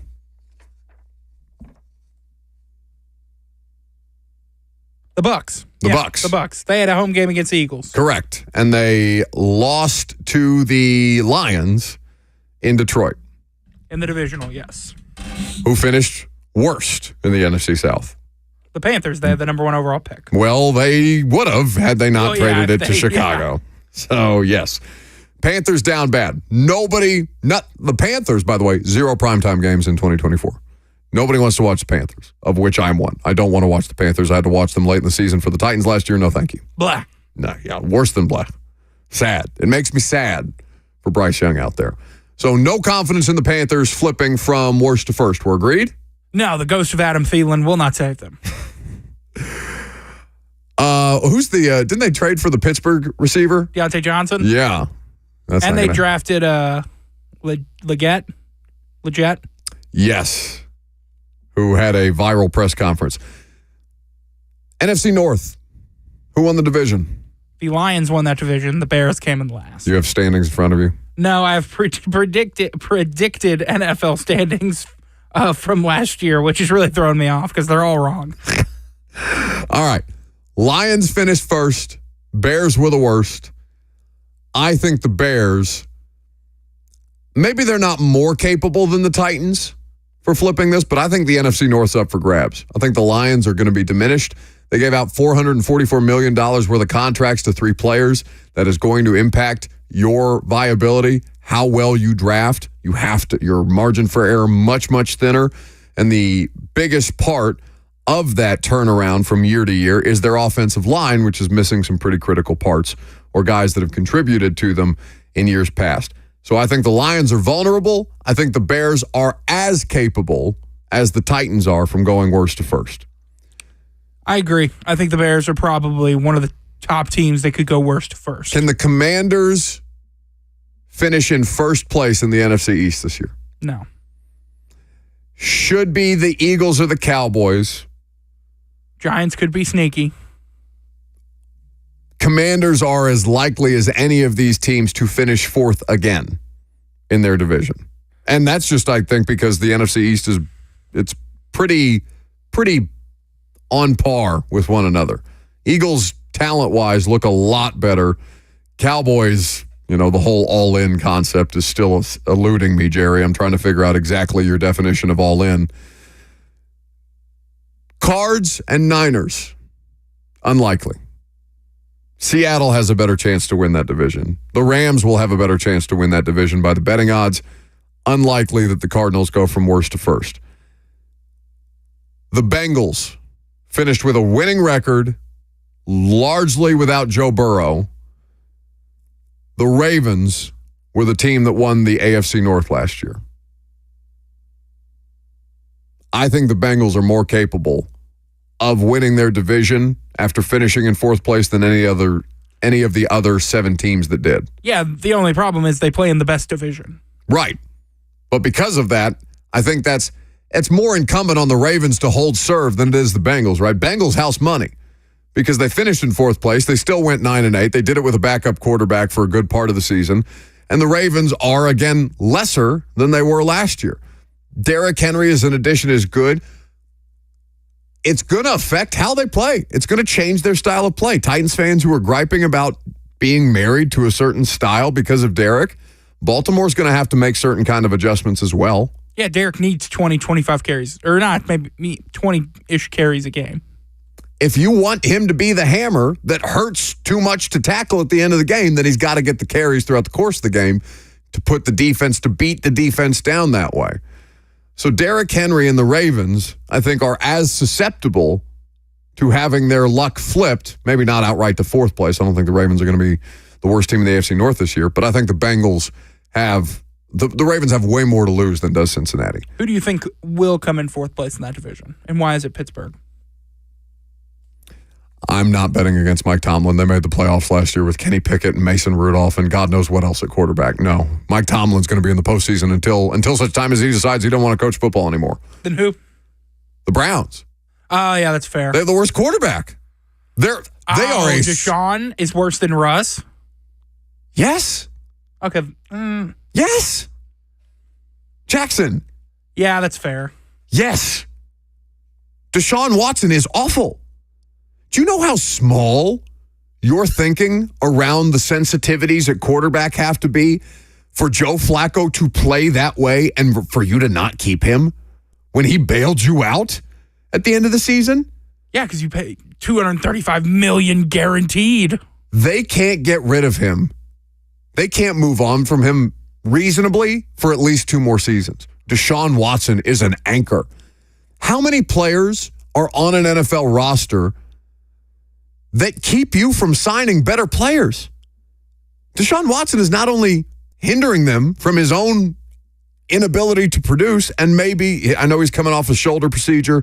Titans sound like banged him up pretty good to the point where they had to shut him down the stretch, and Flacco finished the year. But it's not like he was any kind of revelation to start the year. He was dreadful. That's the worst contract in the history of the sport. Cleveland is loaded everywhere. Look at their wide receivers. Look at their defense. Look at their line. We'll see how well they're able to perform without Bill Callahan overseeing it all. But still, Cleveland is a Super Bowl team. They're a top 4 roster anywhere else, but the quarterback is a nightmare. Yes, the Browns are the Browns should be the worst team in the AFC North this year. But that roster doesn't get them anything because Deshaun Watson is that bad. They beat the brakes off the Titans last year, right? Just sunned them.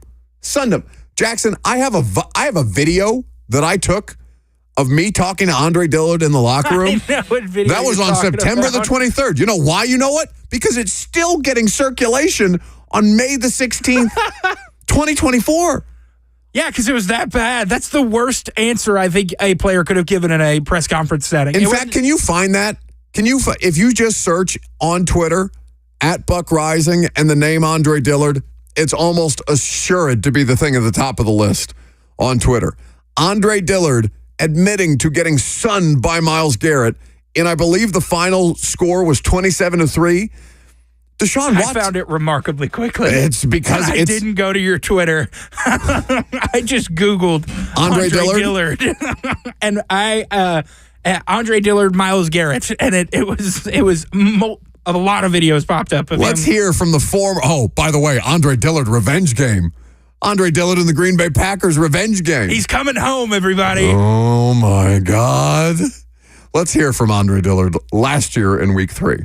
Yeah, it's never an easy thing. You know, you got a lot of good players around the league, and you know this team has had some really good guys on there. But you know, 3rd and long, they're going to be coming and bringing the pressures, and you know we just got to do better as a unit. I got to do better as an individual, and to sit down those pressures and those defenders. Obviously, Myles Garrett, one of the better players in the league. What was happening there as far as your matchups with him?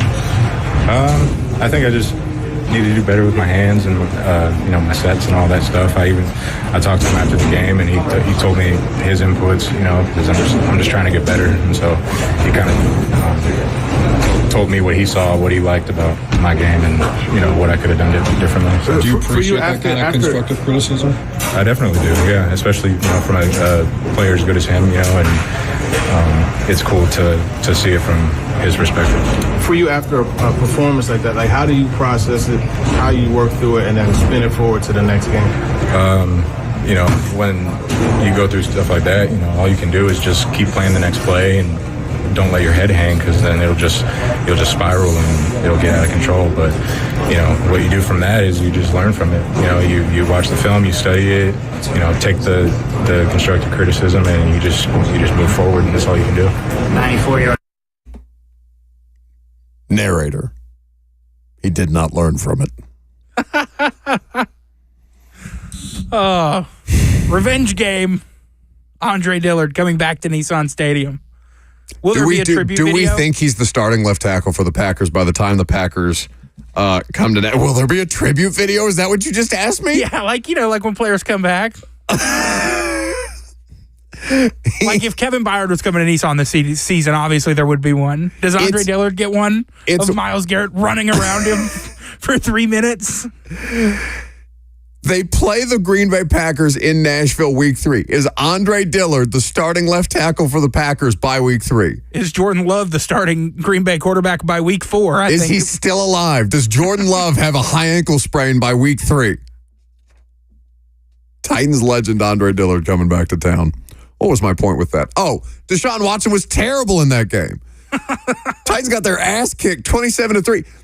Myles Garrett is getting guys to false start by going in motion as a defensive end and just having the tight ends trail around until the clock expires. It's one of the most ridiculous, it's one of the most utterly dominant performances from one NFL team against another that I've ever seen. It was embarrassing. It had to be funny at the end. And none of it was, not for them. It was, the Myles Garrett thing was objectively funny. I out loud laughed in the press box when was it a delay of game or a false start? I want to say it was a delay of game. Either way, Myles Garrett got a penalty on them just because he went in motion and the tight ends went one way, and then he went back in motion and the tight ends went the other way, and they just kept doing it until the clock ran out. That was funny. The rest of the afternoon was disastrous, disgusting. And the Titans did not get embarrassed that way because Deshaun Watson went out there and shelled them. The Titans lost that game. They had plenty of opportunities to stay in that game. Deshaun Watson tried to give them that game in several moments. The Browns are by far and away the worst team in the AFC North because that quarterback is an anchor. Didn't he try to do something like really, really stupid on the first drive of that game, like throw it behind him? I don't remember if it was on the first drive, but he threw a ball. He backwards fumbled because he just whipped around and threw it backwards. Like he thought it was going to not be a live ball situation. Just completely brain farted and forgot the rules and threw a fumble backwards that I think one of the running backs jumped on. He got bailed out in a big way. Ugh, so bad. So much bad football last year.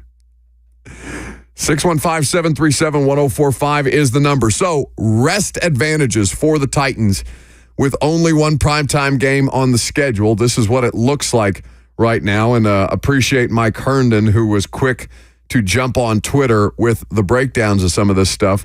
They will have a number of opponents who are coming off Monday Night Football performances against the Titans on a short week. So from that standpoint, it will be an advantage for the Titans, even though they have the Week 5 bye, which is so early in the year. The way that they've tried at least to balance that out to a degree is by giving the Titans a number of opportunities to play teams on a short week. So, looking at the rest opportunities for the Titans, and again, all of these Monday Night Football opportunities for them to capitalize against, the Jets in Week 2 will be coming off of Monday Night Football.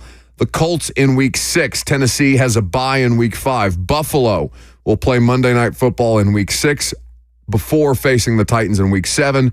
Houston in Week 12, That will be a game in Houston. Cincinnati is playing Monday Night Football in Week 14 before playing the Titans in Week 15. And then the only time that the Titans will have a rest disadvantage is Week 18. They will be playing a Saturday game in Week 17, the week prior. So that's the way that the rest advantages and disadvantages break down. Back half of the schedule, very, very back quarter of the schedule, basically AFC South, all AFC South opponents. All AFC South all the time. Yeah. The final 3 games of the season at Indy, at Jacksonville, home for Houston, with Cincinnati. So the way that it breaks down, you've got what? 5 AFC South games in the final 7 weeks of the season? Your only AFC South game before November 24th is Indianapolis at home in the second week of October, coming off your bye. At Houston, before you go at Washington, host Jacksonville and Cincinnati, at Indy, at Jacksonville, hosting Houston. 5 divisional opponents, 5 of the 6 divisional games in the last 7 weeks. Brutal. Insane. Earn it. Last call for phone calls if you got them. 615-737-1045 is the number. Like I said, we'll do that. We'll wrap things up. We'll get you over to Brad and Blaine coming up next.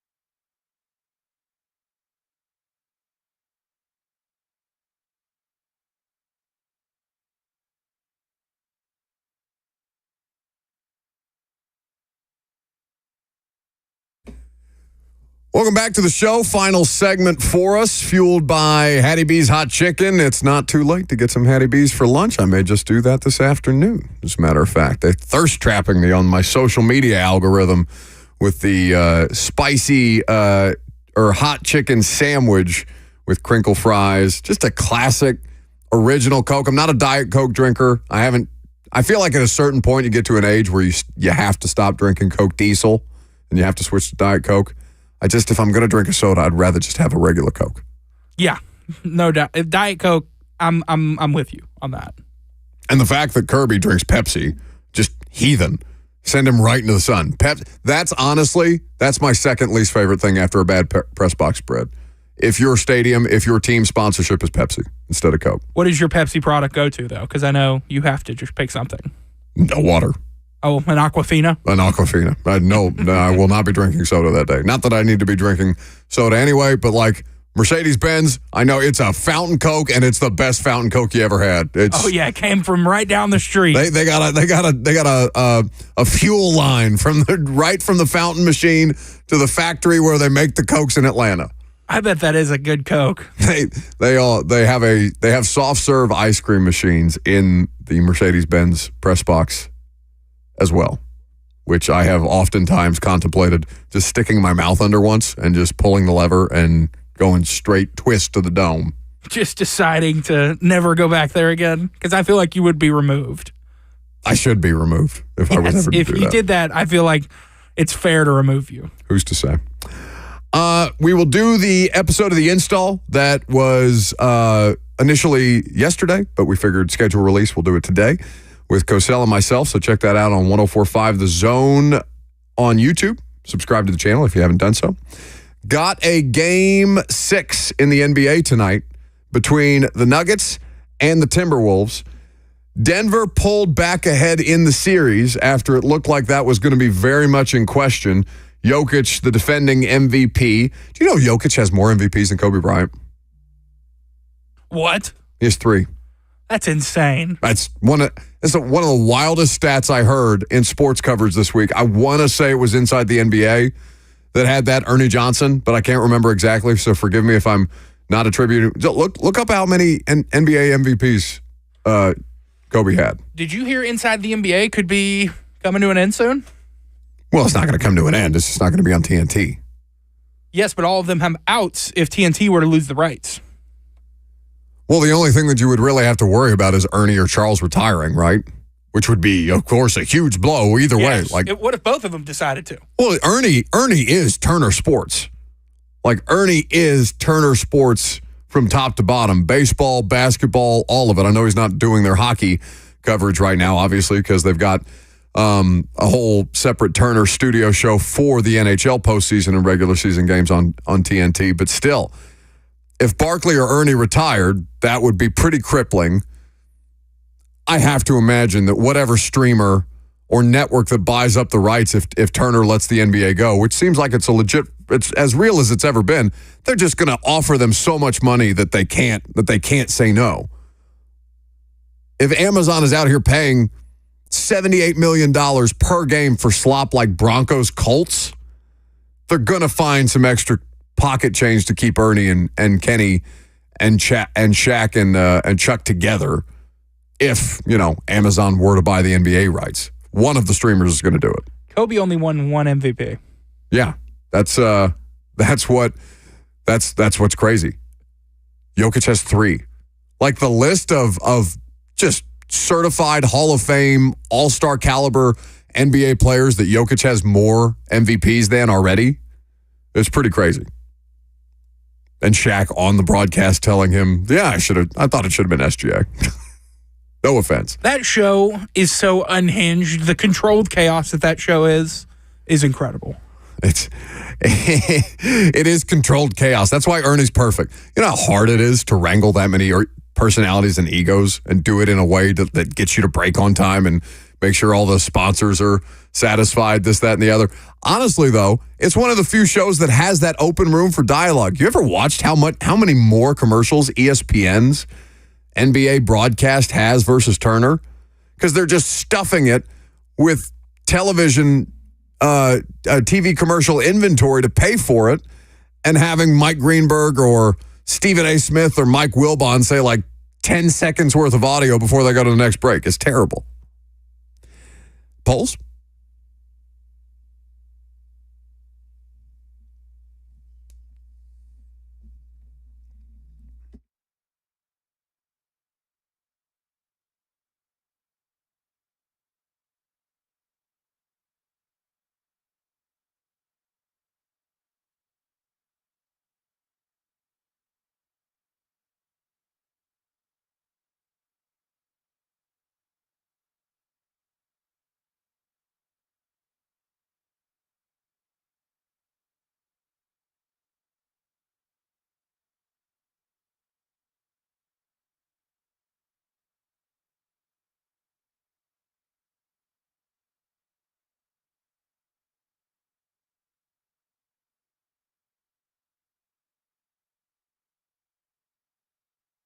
These are the polls, and they're brought to you by Two Rivers Ford, the South's most trusted Ford dealer. What's your biggest takeaway from the Titans' 2024 schedule? Lots of answers, no short weeks. The disrespect from the league that you only get one primetime game. Lots of takeaways from this Titans schedule. What's yours, Buck? That it's not disrespect. Wait, what is it? What about the Tennessee Titans does the league have to respect? I'm so confused. And I know it's not a bunch of, I know most people are perfectly fine with noon games. Like, I know I'm only yelling at a couple of people, but like, where is this unearned level of respect that a team that's won 7 games and 6 games in the past 2 seasons deserve to be forced down people's throats on a nationally televised broadcast? Stop it. Those are the polls.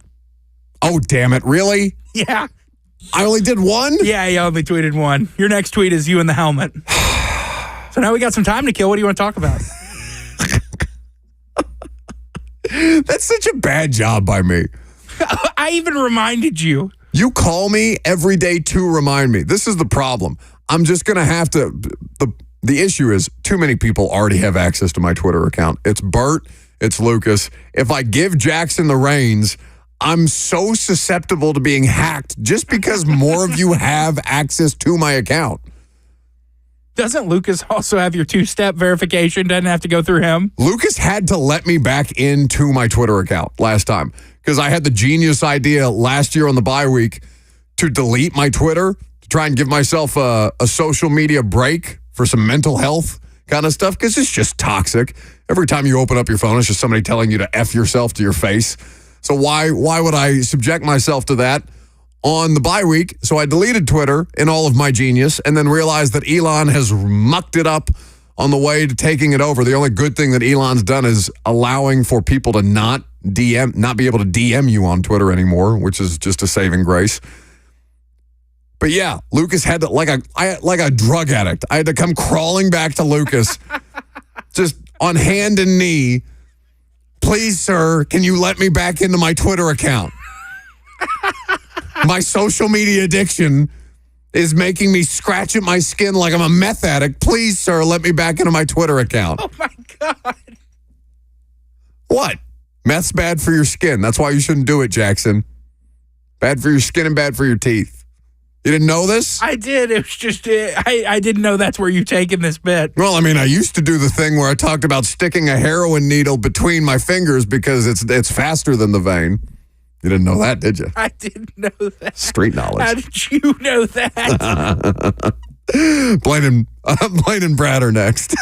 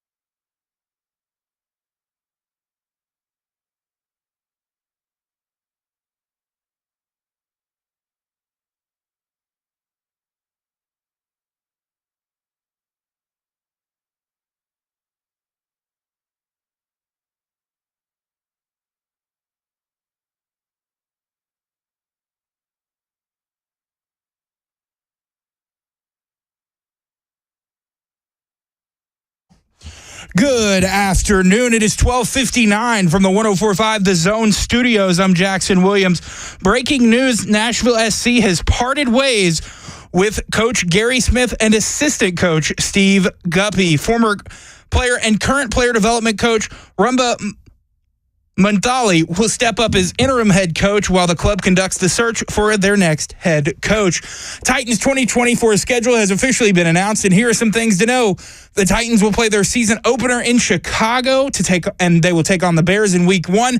Titans play in one primetime game in 2024. That's Week 4 against the Dolphins, and their bye week comes in Week 5. In the NBA playoffs, the Mavs took down the Thunder 104-92 to take a 3-2 series lead in that series.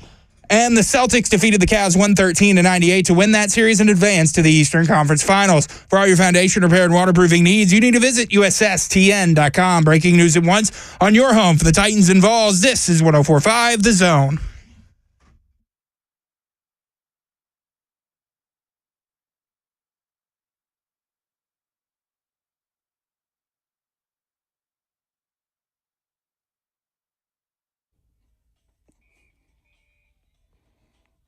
Welcome back, ladies and gentlemen. It's a fabulous Thursday here in Nash Vegas. He's Blaine Bishop. I'm Brad Hopkins. You've got us for about another 117 minutes, so lock in.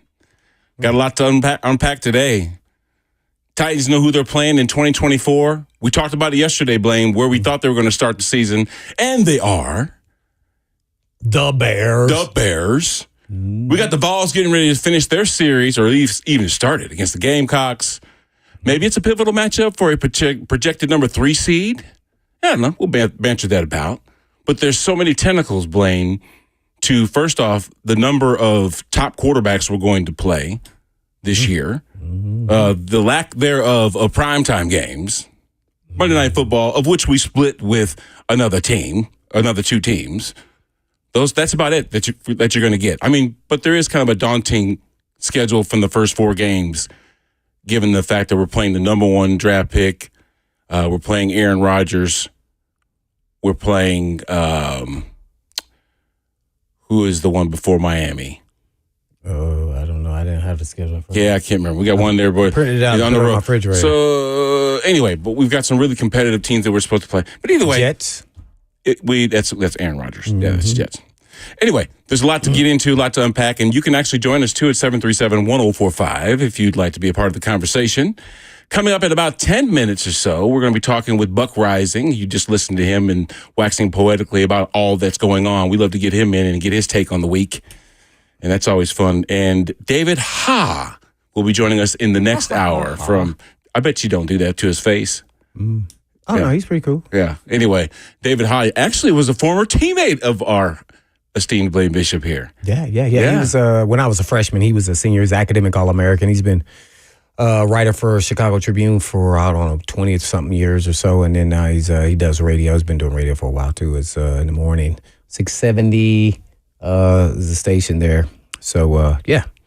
Great guy, great human being. And he will give us the 411 on the Bears. And Absolutely. Caleb Williams. Yeah, so, yeah. Really pumped up about that. Because he has obviously more insight into how they're looking. Yeah. And they're looking a lot better than the team that we talked about same time last year. Oh, yeah. You know they got weapons all over the place. All over the place. Yeah, man. Even Cole Kmet, the tight end. I mean, people forget, hey, man, they got some dudes on offense. So man, we better put up some points.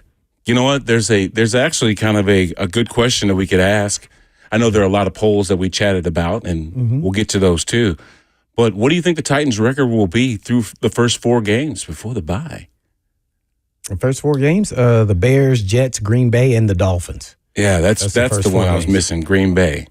So I'm thinking that's at home too, right? Yeah. No, it's the Packers is at home. Yeah, Jets and Packers in the middle are at home. Yeah. Bears and the Dolphins, the rematch, are on the road. But I mean, even week 1, Shane Waldron. I mean, the guy, he spent a cup of coffee with the yeah. But we know he has an effect on some quarterbacks. Worked with Jared Goff, right? Worked with a bunch of other guys. They got a pretty good offense. DeAndre Swift was a 1,000-yard back last year. Khalil Herbert, he's now there. He rushed for over 600 yards. And I didn't realize, first off, DJ Moore had over 1,300 yards receiving. Oh, I definitely know. That's why first person coming to mind. DJ, let alone you added Allen and Owuze. 1,200 yards for Keenan Allen, bro. Yeah. Seriously, and how we're about that? catching him early. When you're a vet like that, he's not playing in the cold like in Chicago. It can affect. He had hamstring issues there with the Chargers throughout his career. The first game, he will not. It will be warm. Yeah. So that's a lot. And then Kmet, the tight end.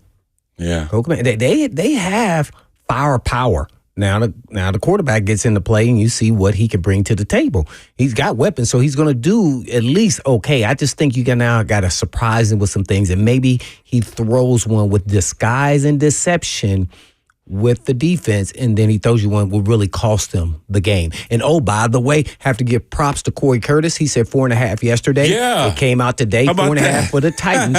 So that was unique. I have no idea. We had no idea with being not gamblers ourselves. I remember he texted you that right when we were doing the show. He did. He was on point, man. I have to give him mad props on that. I he knew that. I don't know. Bananas, who was valedictorian in high school. Why do you say that with tongue in cheek? Yeah, because he didn't get it right. Who didn't? The valedictorian? Didn't get it right. He said 2.5, which I actually agree with. I thought it would be right. So, that shows you even Vegas gets it right sometimes or wrong. And even valedictorians get it right or wrong. You're not always going to be right. Well, it's he gave us okay. an educated guess by the system that he's used to. Don't defend him. I'm just saying. I'm just saying. No, there you go. 3 points at home. No, the facts are the facts. He missed it. I was wrong. He missed it. And I agree with him, too. And he somehow thinks that the valedictorian you're not supposed to label miss. that you get, you're have not supposed to little miss. room for error. Yeah, my wife was cum laude from Vandy. She misses all the time. I have to tell her because I'm not smarter than her. Wow. I have to tell her. Smart people can't make mistakes? They're not supposed to. Watch this. But athletes can't make mistakes. Athletes always make mistakes. It's the ones that make too much that get booted out. You know how this works. And then all of a sudden, Brian Callahan addressed that. He said, everybody's going to make a mistake. What? No, right now. He's right. He said, just don't do it twice. Yeah. Well, we heard the same thing. You did. I forgot you did it. No. But you're having a guy remind you that. I think that he's more cut off for this moment than we're giving him credit for. Especially when you hear Bill Callahan say, hey, look, last year when he was